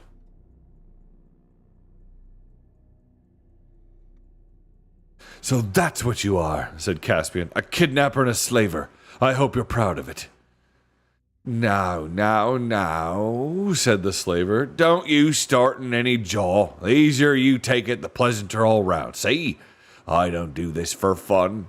I've got my living to make as anyone else." "Where will you take us?" asked Lucy, getting the words out with some difficulty. "Over to Narrowhaven," said the slaver, "for market day tomorrow." "Is there a British consul there?" asked Eustace. Is there a which?" said the man. But long before Eustace was tired of trying to explain, the slaver simply said, "Well, I've had enough of this jabber. A mouse is a fair treat, but this one would talk the hind leg off a donkey. Off we go, mates." Then the 4 human prisoners were roped together, not cruelly, but securely, and made to march down to the shore. Reepicheep was carried. He had stopped biting on a threat of having his mouth tied up, but he had a great deal to say, and Lucy really wondered how any man could bear to have the things said to him, which were said to the slave dealers by the mouse. But the slave dealer, far from objecting, only said, "Go on," whenever Reepicheep paused for breath, occasionally adding, "It's as good as a play," or "Blimey, you can't help almost thinking it knows what it's saying," or "Was it one of what you trained it to?" This so infuriated Reepicheep that in the end of the number of things he thought of saying all at once nearly suffocated him, and he became silent. When they got down to the shore that looked toward Doorn, they found a little village and a longboat on the beach, and, lying a little further out, a dirty, bedraggled-looking ship. "Now, youngster," said the slave dealer, "let's have no fuss, and then you'll have nothing to cry about. All aboard!" At that moment, a fine-looking bearded man came out of one of the houses, an inn, I think, and said, "Well, Pug, more of your usual wares?" The slaver, whose name seemed to be Pug, bowed very low and said in a wheedling kind of voice, "Ah, yes, please your lordship." "How much do you want for that, boy?" asked the other, pointing to Caspian. "Ah," said Pug, "I knew your lordship would pick on the best. No deceiving your lordship with anything second-rate, that's for sure. That boy, now, I've taken a fancy to him myself. Got kind of a fond of a heart for him, you know. I'm that tender-hearted. I didn't ever ought to have taken up this job, you know. Still, to a customer like your lordship, tell me your price, carrion," said the lord sternly.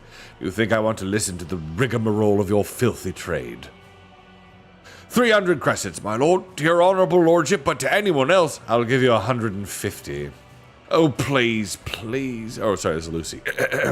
"Oh, please, please," broke in Lucy. "Don't separate us, whatever you do. You don't know." But then she stopped, for she saw what Caspian didn't even now want to be known. 150 then, said the lord. "As for you, little maiden, I am sorry I cannot buy you all. Unrope my boy Pug. Unrope my boy, Pug, and look, treat these others well while you are in your hands, or it will be far worse for you." "Well," said Pug, "now who ever heard of a gentleman in my way of business who treated his stock better than what I do, eh? Well, why, I treat 'em like my own children." "It's likely enough to be true," said the other grimly. The dreadful moment had now come. Caspian was untied, and his new master said, "This way, lad." And Lucy burst into tears, and Edmund looked very blank.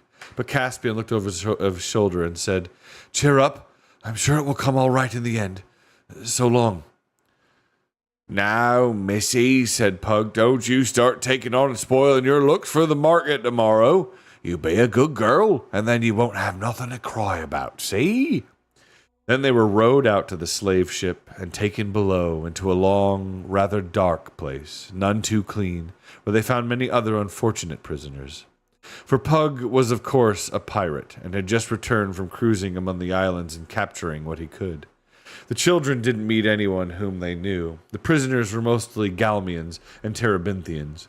And there they sat in the straw and wondered what was happening to Caspian, and tried to stop Eustace talking as if everyone except himself was to blame.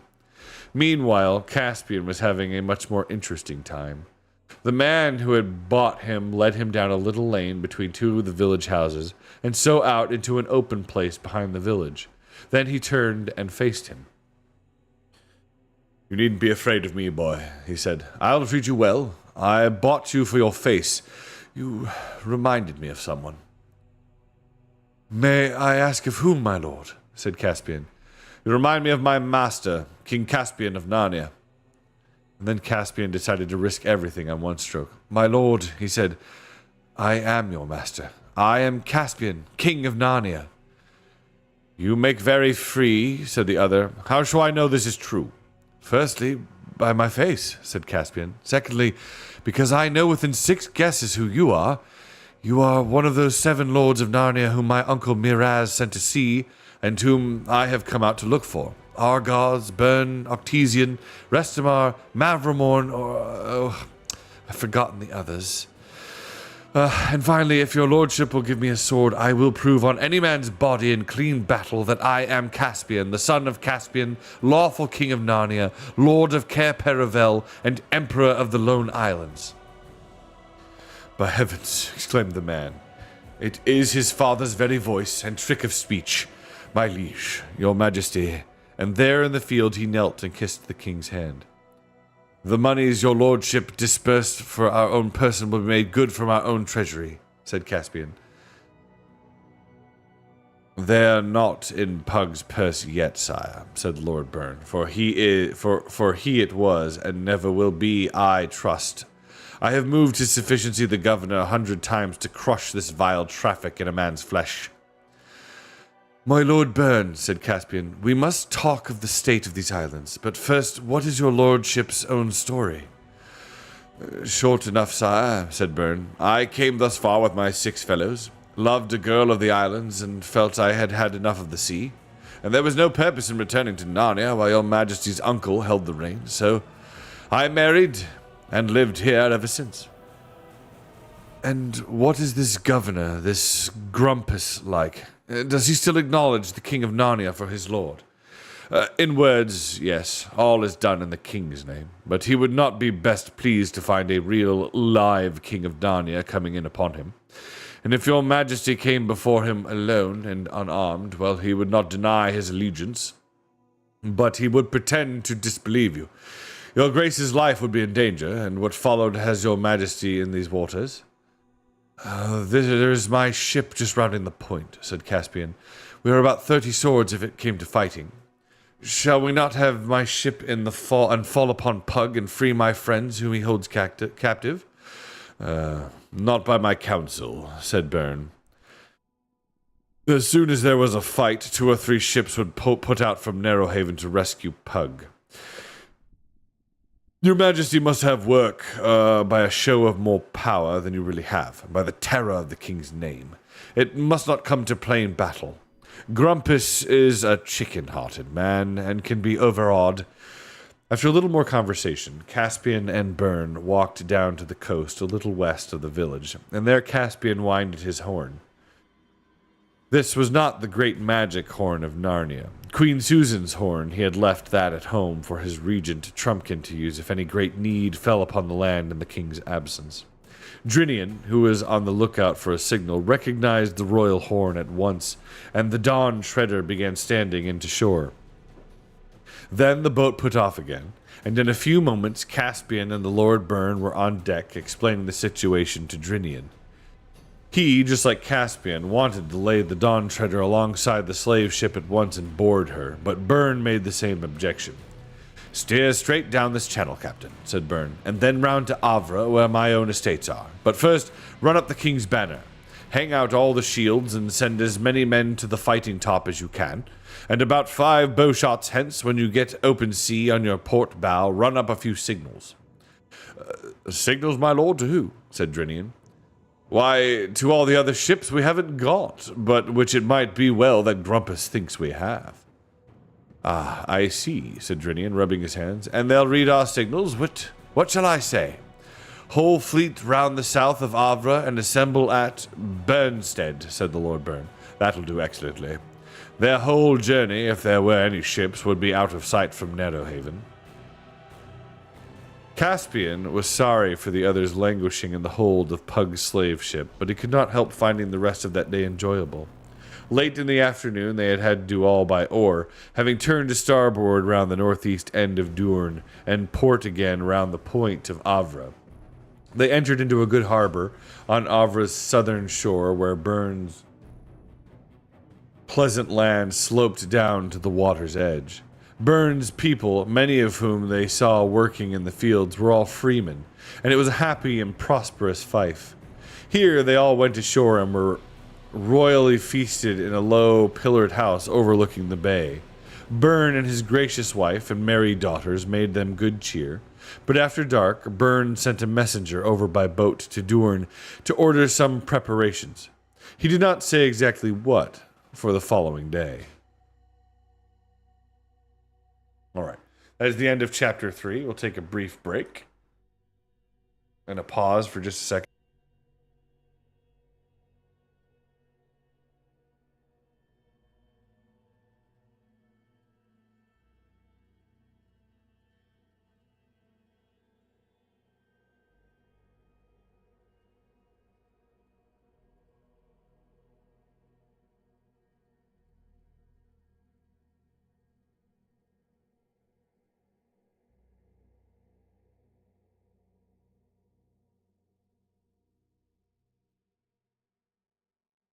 All right, let's see. So we're going to take a break. Everybody go to the bathroom, do what you got to do. Rest, stretch.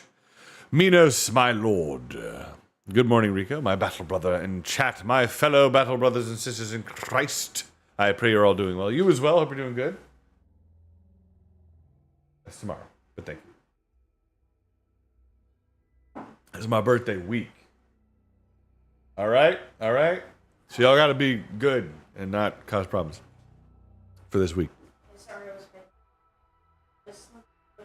Yeah, I know. I appreciate that. All right, go sit. I'll start up here.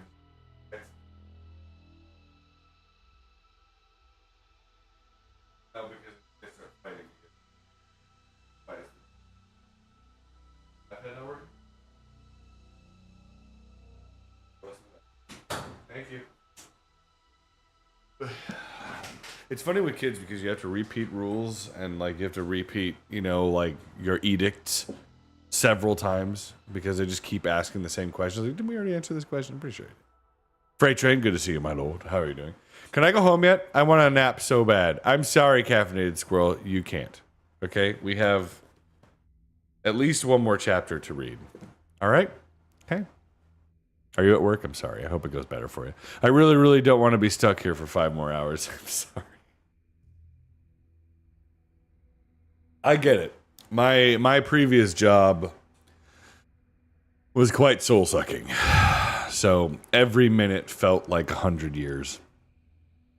And they made sure to make it feel that way. You know what I mean? It was not a good time. It was not a good time at all. Yeah, I'm stuck at work with nothing to do. Ugh, that's the worst, Squirrel. That's the worst. I'm sorry. I think I might be dying, actually. No! No!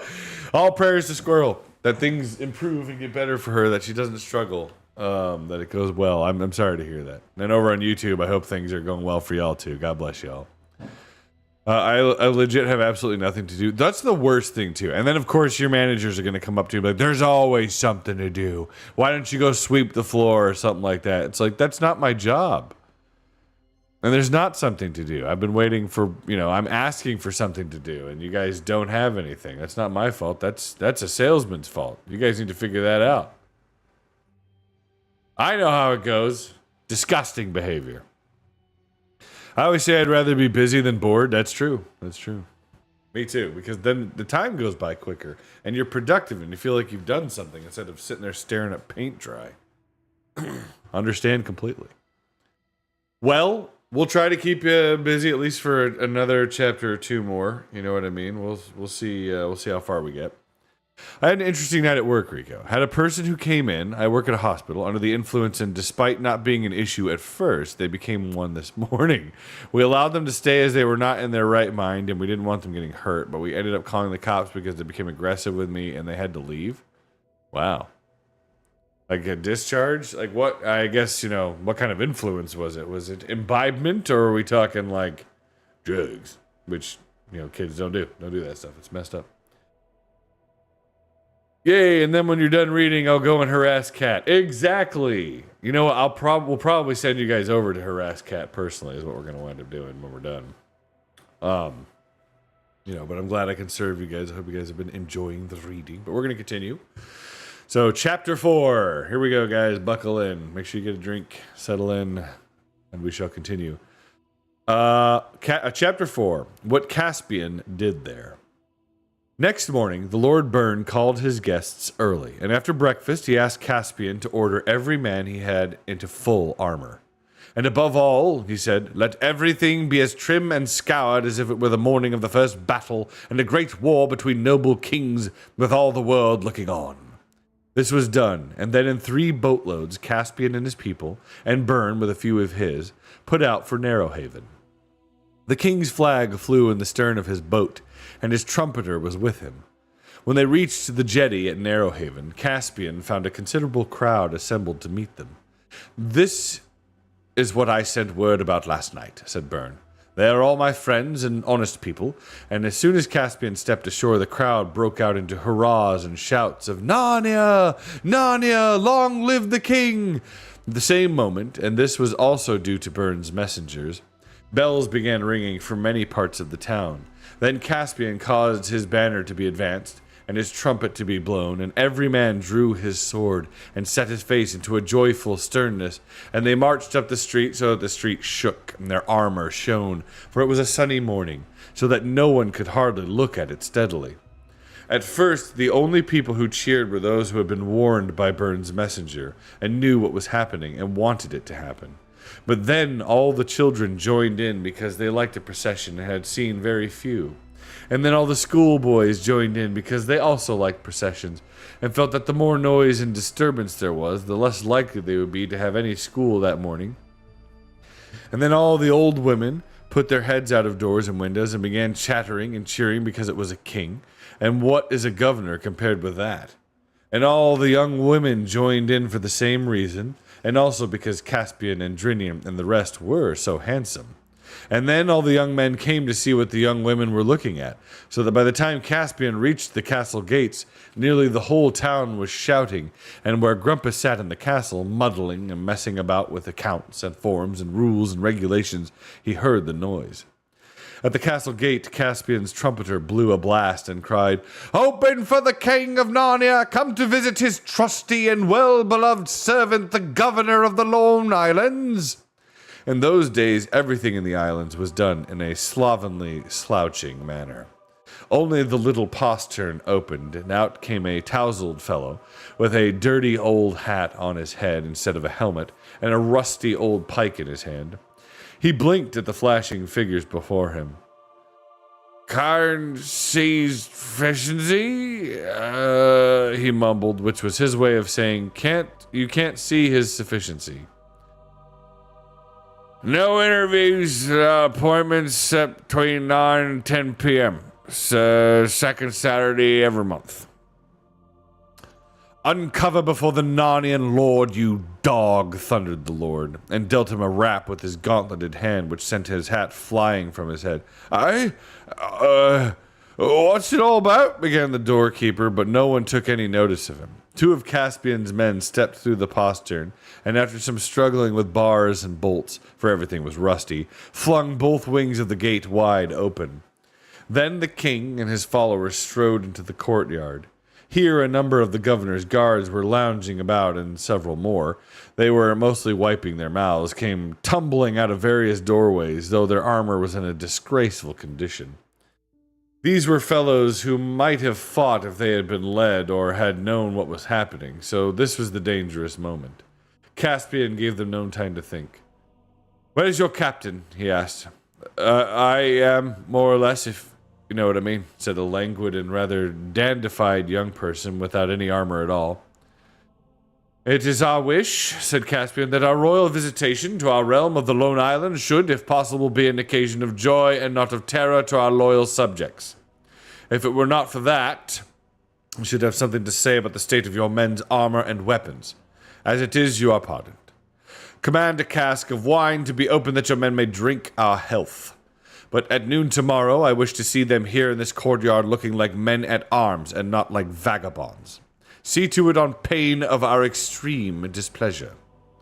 The captain gaped, but Byrne immediately cried, "3 cheers for the king!"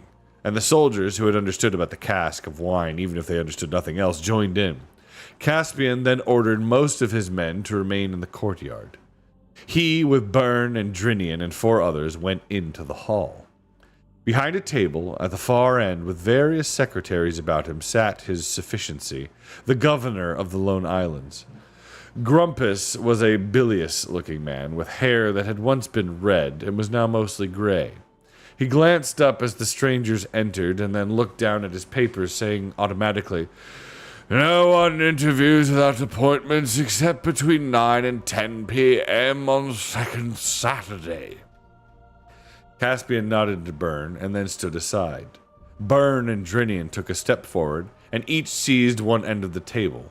They lifted it and flung it onto the side of the hall, where it rolled over, scattering a cascade of letters, dossiers, ink pots, pens, sealing wax, and documents. Then, not roughly, but as firmly as if their hands were pincers of steel, they plucked Gumpus out of his chair and deposited him facing it, about 4 feet away. Caspian at once sat down in the chair and laid his naked sword across his knees. "My lord," said he, fixing his gaze, "you have not given us quite the welcome we expected. We are the King of Narnia." Nothing about it in the correspondence, said the governor. Nothing in the minutes. We have not been notified of any such thing on a regular. Happy to consider any applications. And we are come to inquire into your sufficiency's conduct of your office, continued Caspian. There are 2 points especially on which I require an explanation. Firstly, I find no record that the tribute due from these islands to the crown of Narnia has been received for about 150 years. Oh, that would be a question to raise at the council next month, said Grumpus. If anyone moves that a commission of inquiry be set up to report on the financial history of the islands at the first meeting next year, why then, I find it very clearly written in our laws, Caspian went on, that if the tribute is not delivered, the whole debt has to be paid by the governor of the lone island out of his private purse. At this, Grumpus began to pay real attention. Oh, that's quite out of the question, he said. It's an economic impossibility. Your Majesty must be joking. Inside, he was wondering if there were any way of getting rid of these unwelcome visitors. Had he known that Caspian had only one ship and one ship's company with him, he would have spoken soft words for the moment and hoped to have them all surrounded and killed during the night. But he had seen a ship of war sail down the straits yesterday, and seen it signaling, as he supposed, to its consorts. He had not then known it was the king's ship, for there was not wind enough to spread the flag out and make the golden lion visible, so he had waited further developments. Now he imagined that Caspian had a whole fleet at Bernstead. It would never have occurred to Gumpus that anyone would walk into Narrowhaven to take the islands with less than 50 men. It was certainly not at all the kind of thing he could imagine doing himself. Secondly, said Caspian, I want to know why you have permitted this abominable and unnatural traffic in slaves to grow up here contrary to the ancient customs and usage of our dominions. Necessary, unavoidable, said his sufficiency, an essential part of the economic development of the islands. I assure you, our present burst of prosperity depends upon it. What need have you of slaves? For export, your majesty. Sell them to Calormen mostly, and we have other markets. We are a great center of trade. In other words, said Caspian, you don't need them. Tell me what purpose they serve except to put money in the pockets of such as Pug. Your majesty's tender years, said Grumpus, with what was meant to be a fatherly smile, hardly make it possible that you should understand the economic problems involved. I have statistics, I have graphs, I have... Tender as my years may be, said Caspian, I believe I understand the slave trade from then quite as well as your sufficiency, and I do not see that it brings into the islands meat or bread or beer or wine or timber or cabbages or books or instruments of music or horses or armor or anything else worth having. But whether it does or not, it must be stopped. But that would be putting the clock back, gasped the governor. Have you no idea of progress, of development? I have seen them both in an egg, said Caspian. We call it going bad in Narnia. This trade must stop. I can take no responsibility for any such measure, said Grumpus. Very well, then, said Caspian. We relieve you of your office. My Lord Byrne, come here. And before Grumpus realized what was happening, Byrne was kneeling with his hands between the king's hands and taking the oath to govern the lone island in accordance with the old customs, rights, usages, and laws of Narnia. And Caspian said, I think we have had enough of governors, and made Byrne a duke, the duke of the lone islands. As for you, my lord, he said to Grumpus, I forgive you your debt for tribute, but before noon tomorrow, you and yours must be out of the castle, which is now the Duke's residence. Look here, this is all very well, said one of Grumpus's secretaries, but suppose all you gentlemen stop playing acting and we do a little business? The question before us really is... The question is, said the Duke, whether you and the rest of your rabble will leave without a flogging or with one. You may choose which you prefer. When all this had been pleasantly settled, Caspian ordered horses. of which there were a few in the castle, though very ill-groomed, and he, with Byrne and Drinian and a few others, rode into the town and made for the slave market. It was a long, low building near the harbor, and the scene which they found going on inside was very much like any other auction. That is to say, there was a great crowd, and Pug on a platform was roaring out in a raucous voice. Let's pause for a moment. We have an ad break. But it's good to see you guys. Hey, Mr. and the Mrs. Good to see you. Welcome in. Good to see you both. I'm honored. It was the drug variety, I'm afraid, Rico. And since I'm a security officer, my responsibility is to ensure they don't harm staff and others. They became aggressive after they were told they couldn't sleep in the lobby while we were open to the public. I'm not upset, but I would have hoped that they would have been appreciative that we allowed them to stay despite not wanting the treatment, but yet wanting help getting home, even though we tried and couldn't get them a ride home. That stinks. I'll pray that the Lord be with them nonetheless. Amen. Amen. But I hope you're doing well, Mr. and the Mrs. I hope everything's going good. Guys, please follow Mr. and the Mrs. Here on Twitch, because they are a marvelous brother and sister in Christ. Wildly talented and very worthy of your time. Also, Duke Turquacken. That's a Turquacken. I like that. Welcome to the Legion. I'm honored to have you here. I hope you are prepared for battle, because that is indeed what we are doing today. We are reading Voyage of the Dawn Treader. They've already entered the picture. Yes. Long past. We're at the Lone Islands now. We're at the first of the Lone Islands. So, welcome back, everybody. Welcome back from the ads and YouTube. Thank you for sitting in and waiting for that to be over. But, all right, we're going to continue. So, we just had his sufficiency Grumpus be deposed, and Lord Byrne has been placed as Duke of the Lone Islands. Let's see. So, it was a long, low building near the harbor, and the scene which they found going on inside was very much like any other auction. That is to say, there was a great crowd, and Pug on a platform was roaring out in a raucous voice. Now, gentlemen, lot 23, fine Terabinthian agricultural labourer, suitable for the mines or the galleys, under 25 years of age, not a bad tooth in his head, a good brawny fellow. Take off his shirt, tax, and let the gentleman see. There's muscle for ya. Look at that chest on him.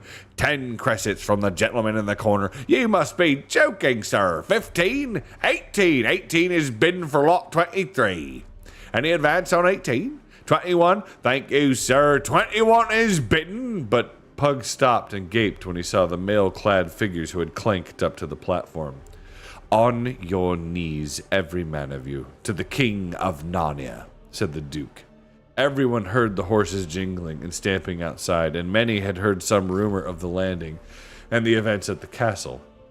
Most obeyed. Those who did not were pulled down by their neighbors. Some cheered. Your life is forfeit, Pug, for laying hands on our royal person yesterday, said Caspian, but your ignorance is pardoned. The slave trade was forbidden in all of our dominions quarter of an hour ago. I declare every slave in this market free. He held up his hand to check the cheering of the slaves and went on. Where are my friends? That dear little gal and the nice young gentleman, said Pug with an ingratiating smile. Why, they were snapped up at once. We're here, Caspian, cried Lucy and Edmund together. And at your service, sire, peeped Reepicheep from another corner. They had all been sold, but the men who had bought them were staying to bid for other slaves, and so had not yet been taken away. The crowd parted to let the three of them out, and there was a great hand-clasping and greeting between them and Caspian. Two merchants of Calormen at once approached. The Calormen had dark faces and long beards. They wear flowing robes and orange-colored turbans, and they are a wise, wealthy, courteous, cruel, and ancient people. They bowed most politely to Caspian and paid him long compliments, all about the fountains of prosperity, irrigating the gardens of prudence and virtue, and things like that. But of course what they wanted was the money they had paid. That is only fair, sirs, said Caspian. Every man who has bought a slave today must have his money back. Pug, bring out your takings to the last minum. A minum is the 40th part of a crescent. "Oh, does your good majesty mean to beggar me?" whined Pug. "You have lived on broken hearts all your life," said Caspian. "And if you are beggared, it is better to be a beggar than a slave. But where is my old friend?" "Oh, him," said Pug. "Oh, take him and welcome. Glad to have him off my hands. I've never seen such a drug in the market in all my born days. Priced him at 5 crescents in the end, and even so, nobody'd have him. Threw him in free with the other lot, and still no one would have him. Ugh, wouldn't touch him, wouldn't look at him. Tax, bring out Sulky." Thus Eustace was produced, and sulky he certainly looked. For though no one would want to be sold as a slave, it is perhaps even more galling to be a sort of utility slave whom no one will buy. He walked up to Caspian and said, "I see, as usual, been enjoying yourself somewhere while the rest of us were prisoners. I suppose you haven't even found out about the British consul? Ah, of course not." That night they had a great feast in the castle of Narrowhaven, and then, "Tomorrow for the beginning of our real adventures," said Reepicheep, when he had made his bows to everyone and went to bed. But it could not really be tomorrow or anything like it. For now they were preparing to leave all known lands and seas behind them, and the fullest preparations had to be made. The Dawn Treader was emptied and drawn on land by 8 horses, over rollers, and every bit of her was gone over by the most skilled shipwrights. Then she was launched again, and victualled and watered as full as she could hold. That is to say, for 28 days. Even this, as Edmund noticed, was disappointment, only gave them a fortnight's eastward sailing before they had to abandon their quest. While all this was being done, Caspian missed no chance of questioning all the oldest sea captains whom he could find in Narrowhaven, to learn if they had any knowledge or even any rumors of land further to the east. He poured out many a flagon of the castle ale to weather-beaten men with short grey beards and clear blue eyes, and many a tall yarn he heard in return. But those he seemed the most truthful could tell of no lands beyond the Lone Islands, and many thought that if you sailed too far east, you would come into the surges of a sea without lands that swirled perpetually round the rim of the world. "And that, I reckon, is where your majesty's friends went to the bottom. The rest had only wild stories of islands inhabited by headless men, floating islands, waterspouts, and a fire that burned along the water. Only one, to Reepicheep's delight, said, 'And beyond that is Aslan's country. But that's beyond the end of the world, and you can't get there.' But when they questioned him, he could only say that he'd heard it from his father. Byrne could only tell them that he had seen his 6 companions sail away eastward, and that nothing had ever been heard of them again. He said this when he and Caspian were standing on the highest point of Avra, looking down on the eastern ocean. "I've often been up here of a morning," said the Duke, "and seen the sun come up out of the sea, and sometimes it looked as if it were only a couple of miles away. And I've wondered where my friends and wondered what there really is beyond that horizon. Nothing, most likely, yet I am always half ashamed that I stayed behind. But I wish your majesty wouldn't go. We may need your help here. This closing the slave market might make a new world. War with Calormen is what I foresee, my liege. Think again." "I have an oath, my Lord Duke," said Caspian. "And anyway, what could I say to Reepicheep?" And that is the end of chapter 4. Now, for chapter 5. So this will probably be the last chapter we read today, I think. The storm and what came of it. It was nearly 3 weeks after their landing that the Dawn Treader was towed out of Narrowhaven Harbor. Very solemn farewells had been spoken, and a great crowd had assembled to see her departure. There had been cheers and tears, too, when Caspian made his last speech to the Lone Islanders and parted from the Duke and his family. But as the ship, her purple sail still flapping idly, drew further from the shore, and the sound of Caspian's trumpet from the poop came fainter across the water, everyone became silent. Then they came into the wind, the sails swelled out, the tug cast off, and began rowing back. The first real wave ran up onto the Dawn Treader's prow, and she was a live ship again. The men off duty went below.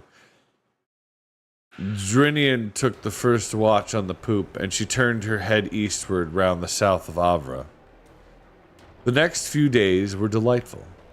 Lucy thought she was the most fortunate girl in the world as she woke up each morning to see the reflections of the sunlit water dancing on the ceiling of her cabin, and looked round on all the nice new things she had got in the Lone Islands, sea boots and buskins and cloaks and jerkins and scarves.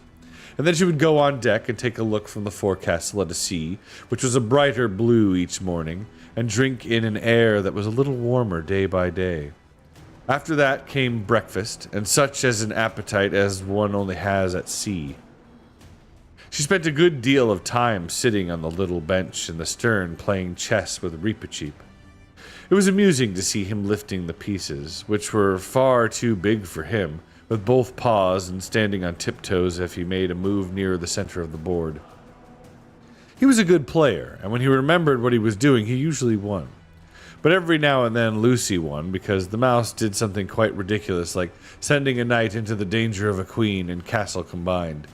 This happened because he had momentarily forgotten it was a game of chess and was thinking of a real battle, and making the knight do what he would certainly have done in its place. For his mind was full of forlorn hopes, death or glory, charges and last stands. But this pleasant time did not last. There came an evening when Lucy, gazing idly astern at the long furrow or wake they were leaving behind them, saw a great rack of clouds building itself up in the west with amazing speed. Then a gap was torn in it, and a yellow sunset poured through the gap.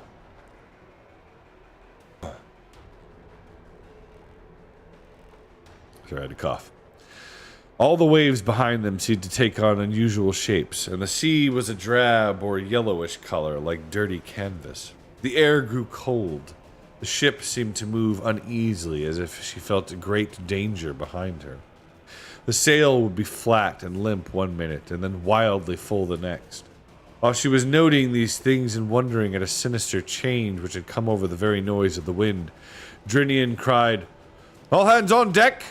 In a moment, everyone became frantically busy. The hatches were battened down, the galley fire was put out, men went aloft to reef the sail. Before they had finished, the storm struck them. It seemed to Lucy that a great valley in the sea opened just before their bows, and they rushed down into it, deeper down than she would have believed possible. A great gray hill of water, far higher than the mast, rushed to meet them. It looked certain death, but they were tossed to the top of it. Then the ship seemed to spin round. A cataract of water poured over the deck. The poop and forecastle were like two islands with a fierce sea between them. Up aloft, the sailors were lying out along the yard, desperately trying to get control of the sail. A broken rope stood out sideways in the wind, as straight and stiff as if it were a poker. "Get below, ma'am!" bawled Drinian, and Lucy, knowing that landsmen and landswomen are a nuisance to the crew, began to obey. It was not easy. The Dawn Treader was listing terribly to starboard, and the deck sloped like the roof of a house.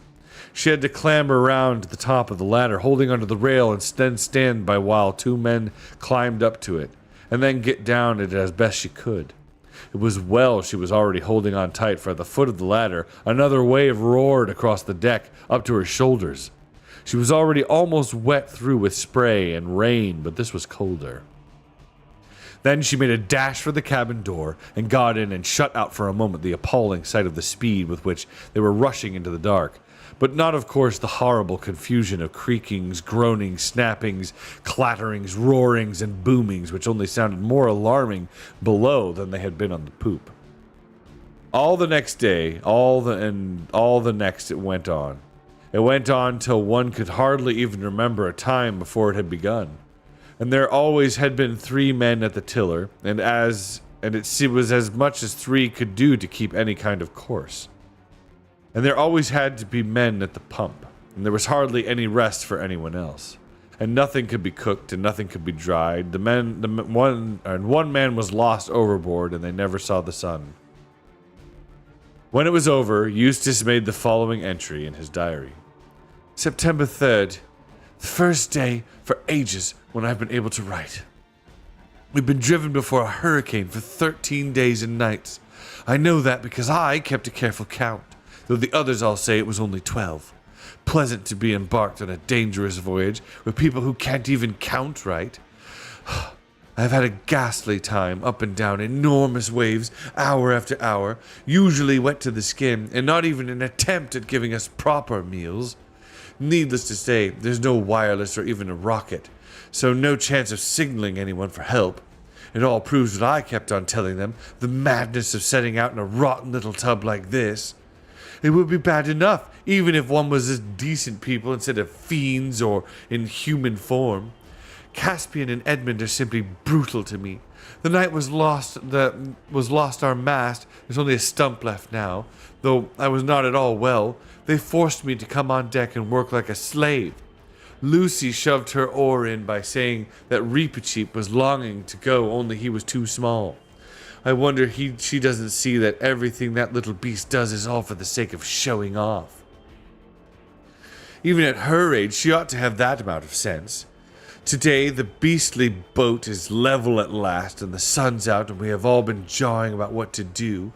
We have food enough, pretty beastly stuff, most of it, to last for 16 days. The poultry were all washed overboard. Even if they hadn't been, the storm would have stopped them laying. The real trouble is water. The 2 casks seem to have got a leak knocked in them and are empty. Narnian efficiency again. On short rations, half a pint a day each, we've got enough for 12 days. There's still lots of rum and wine, but even they realize they would only make them thirstier. If we could, of course, the sensible thing would be to turn west at once and make for the Lone Islands. But it took us 18 days to get where we are, running like mad with a gale behind us. Even if we got an east wind, it might take us far longer to get back. In fact, there's no wind at all. As for rowing back, it would take far too long, and Caspian says the men couldn't row on half a pint of water a day. I'm pretty sure this is wrong. I tried to explain that perspiration really cools people down, so the men would need less water if they were working. He didn't take any notice of this, which is always his way when he can't think of an answer. The others all voted for going on in the hope of finding land. I felt it my duty to point out that we didn't know there was any land ahead and tried to get them to see the dangers of wishful thinking. Instead of producing a better plan, they had the cheek to ask me what I proposed. So I just explained coolly and quietly that I had been kidnapped and brought away on this idiotic voyage without my consent, and it was hardly my business to get them out of their scrape. September 4th, still becalmed. Very short rations for dinner, and I got less than anyone. Caspian is very clever at helping and thinks I don't see. Lucy, for some reason, tried to make up to me by offering me some of hers, but that interfering prig Edmund wouldn't let her. Pretty hot sun, terribly thirsty all evening. September 5th, still becalmed and very hot. Feeling rotten all day, and I'm sure I've got a temperature. Of course, they haven't the sense to keep a thermometer on board. September 6th, a horrible day. Woke up in the night knowing I was feverish and must have a drink of water. Any doctor would have said so. Heavens no, I'm the last person to try to get any unfair advantage, but I never dreamed that this water rationing would be meant to apply to a sick man. In fact, I would have woken the others up and asked for some only. I thought it would be selfish to wake them. So, I just got up and took my cup and tiptoed out of the black hole we slept in, taking great care not to disturb Caspian and Edmund, for they've been sleeping badly since the heat and the short water began. I always try to consider others when they are nice to me or not. Anyway, I've got out all right into the big room, if you can call it a room, where the rowing benches and the luggage are. The thing of water is at the end. All was going beautifully, but before I had drawn a cupful, who should catch me but that little spy Reep? I tried to explain that I was going on deck for a breath of air. The business about the water had nothing to do with him, and he asked me why I had a cup. He made such a noise that the whole ship was roused. They treated me scandalously. I asked, as I think anyone should have, why Reepicheep was sneaking about the water cask in the middle of the night. He said that as he was too small to be any use on deck, he did sentry over the water every night so that no more man could go sleep. Now comes their rotten unfairness. They all believed him. Can you beat it? I had to apologize for the dangerous little brute would have been at me with his sword, and then Caspian showed up in his true colors as a brutal tyrant and said out loud for everyone to hear that anyone found stealing water in the future would get 24. I didn't know what this meant till Edmund explained to me. It comes in the sort of books those Pevensey kids read. After this cowardly threat, Caspian changed his tune and started being patronizing. Said he was sorry for me, that everyone felt just as feverish as I did, and we must all make the best of it, etc., etc. Odious stuck-up prig, staying in bed all day today. September 7th.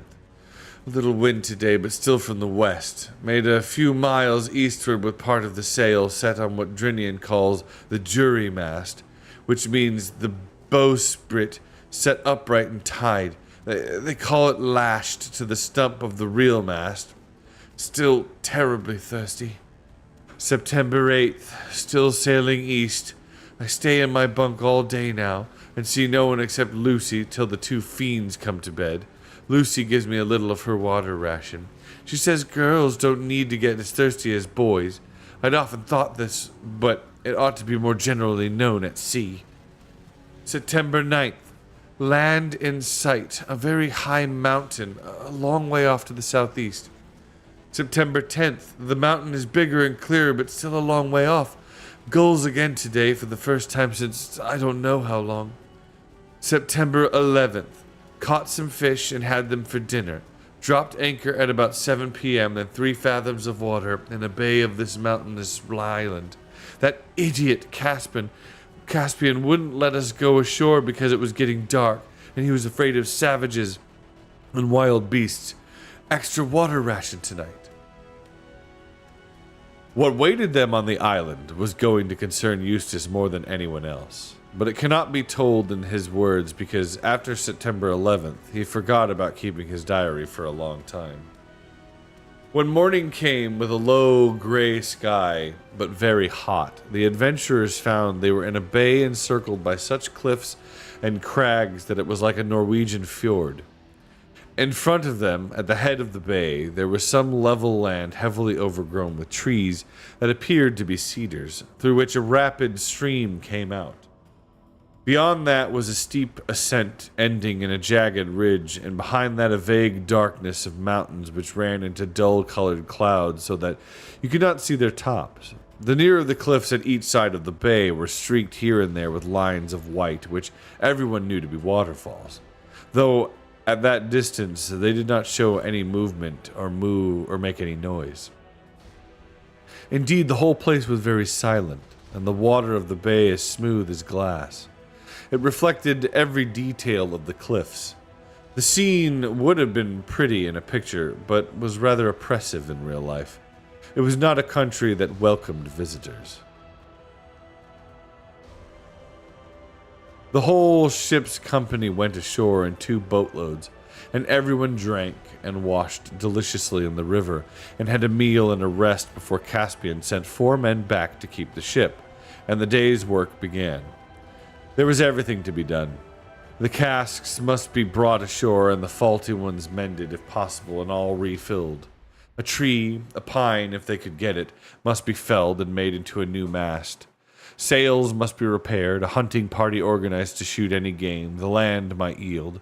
Clothes to be washed and mended, and countless small breakages on board to be set right. For the Dawn Treader herself, and this was more obvious now that they saw her at a distance, could hardly be recognized as the same gallant ship which had left Narrowhaven. She looked a crippled, discolored hulk which anyone might have taken for a wreck. And her officers and crew were no better, lean, pale, red-eyed from lack of sleep, and dressed in rags. As Eustace lay under a tree and heard all these plans being discussed, his heart sank. Was there going to be no rest? It looked as if their first day on the longed-for land was going to be quite as hard work as a day at sea. Then a delightful idea occurred to him. Nobody was looking. They were all chattering about their ship as if they actually liked the beastly thing. Why shouldn't he simply slip away? He would take a stroll inland, find a cool, airy place up in the mountains, have a good long sleep, and not rejoin the others till the day's work was over. He felt it would do him good.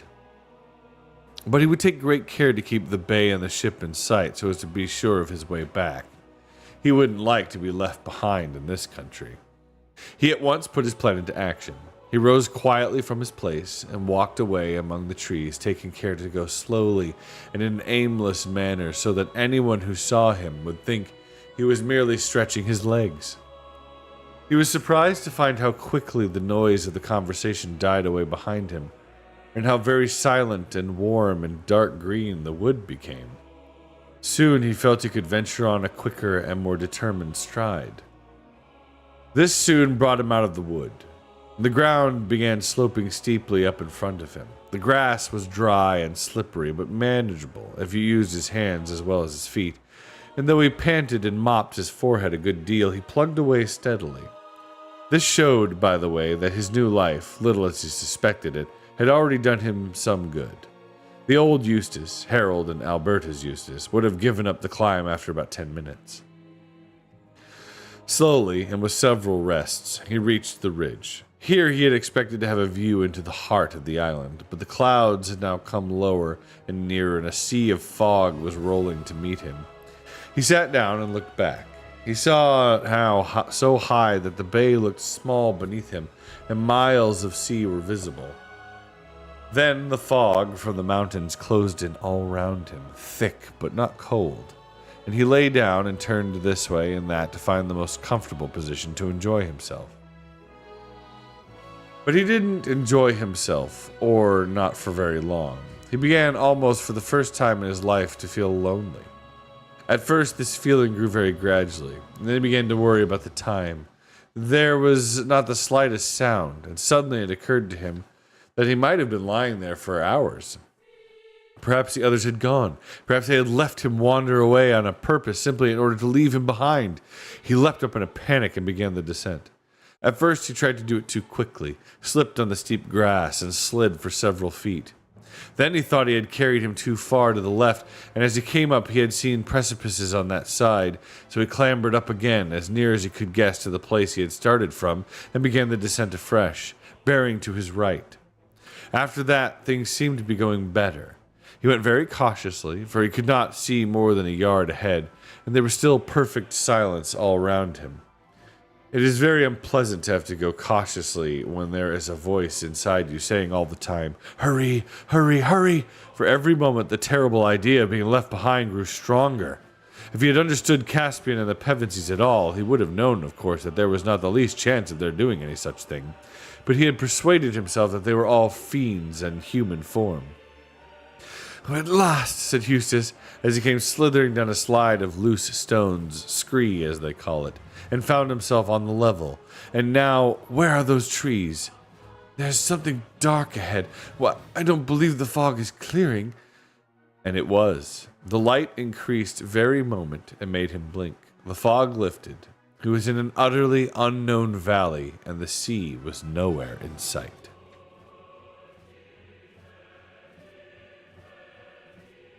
And that is the end of chapter 5, and where we will break for the day. So once again, there are 16 chapters in this book. So we're gonna read 2 more times this week. So it's gonna be Thursday and Friday. So I think we can read the whole of the book in those 2 days. So either Thursday and Friday we'll stream. We'll read 5 or 6 chapters depending on how far we can get. So, but it's good. I hope you guys enjoyed. Thank you so much for hanging out. Hope you appreciate and enjoyed listening to The Voyage of the Dawn Treader by C.S. Lewis. It's a great book. It's a lot of adventure. I think it's Hydrate. All right, I'll take a sip. All right, thank you. Good job, kid. I was here from the very beginning. Oh, yeah? Hey, you know what? If you were, that's clear. That's great. If not, you can watch the VOD. Peter, good to see you. Make sure you guys follow P. Tony. He's a glorious battle brother in Christ, very worthy of your time. Absolutely wildly talented. You guys should go check him out, especially his game of favorites, which he does on Fridays. But he does stream during the week and plays games, and he's just an all-around great person to hang around. You guys will really have a good time there. Remind me of what point does Eustace become tolerable? After the next chapter, I believe. After the next chapter. He's already starting, so he's starting to feel lonely. He's already starting to miss people. It's coming. It's coming. So, just... He is kind of insufferable for a good while, but he does come around. He does come around. You know, he's a spoiled brat, basically. So, but I hope you guys enjoyed. Thank you so much. We will be back tonight. So I released the schedule this morning. And we got... Let me go over it real quick, actually. So we're going to be playing Traveler's Rest again this evening because I feel like I need to keep playing that. We got to improve the bar. So that... I believe Kat will be joining us again for that. Everybody else is nerding it up and playing D&D. Ow. Look. Listen. Is that because I called you a nerd? I only just got it out. Dang, that was premeditated. I just wanted to see it. Okay. Well, there you go. I hope. Yeah. Anyway. That's a new redeem. You guys are welcome. I hope you like that. It was personally requested by my wife and several others, but my wife primarily. We've also got the hydrate emote, which you saw a second ago, or redeem, which that's fun. It's fun. I had a lot of fun making them last night. Ow. That's fine. Thanks for the stream. Of course. I'm glad you guys enjoyed. Thank you so much. I appreciate you. We are, so again, we're going to be back playing Traveler's Rest tonight. And then tomorrow, if you guys weren't aware, tomorrow's my birthday. I'm turning 40. Yay. So what we're going to do tomorrow, starting at noon, I'm going to have a 12-hour stream. So I have a lot of things planned, but we're kind of rolling by ear. We're going to start the day with a little Q&A, and just chatting. So we're going to talk about things. If you want to submit a question to ask me, you can go on the Discord. If you're not part of the Discord, you can join it here. You join the Discord there. In the announcement section for our stream, you can see where I've posted a place where you guys can register a question.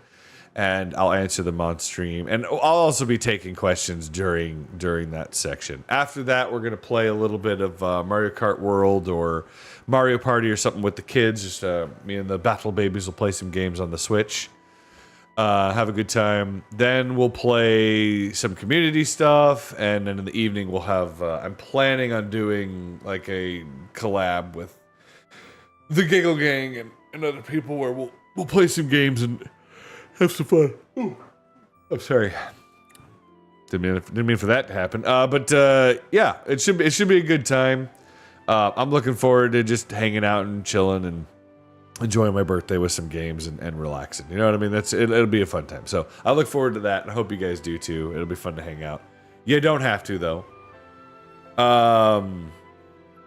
Decaf Sandy, what's up? Rico, what's going on? Decaf, how you doing? Welcome in. It's good to see you. Good to see you. I hope prayers all the way. Yeah, I hope she feels better. Her and Kishu. It's like when we played Guilty as Sock and I was the judge. Rico was the defense attorney and he got a lot of books. I did get a lot of books. Wait, when someone redeems Bonk, is that your wife that hits you? Yes. that is the primary battle sister in Christ, which would be my wife. It's my wife. So she I thought it was really fun. I thought it was really funny. It is indeed. Yes. Yeah, it's fantastic. I'm glad you like it. I did this and I made the hydrate emote last night, or the redeem last night. And we added like a bunch of We added a bunch of...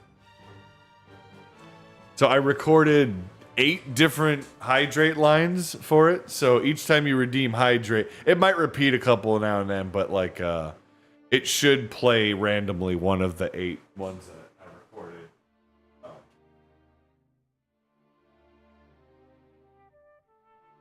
I thought there was someone at the door. It should play one of the 8 ones that I recorded, but yeah, we're gonna end this here. So bye YouTube. Thanks for hanging out over there. Just for a second, we're gonna say everybody say goodbye. Twitch say goodbye. YouTube goodbye. YouTube. We'll see you.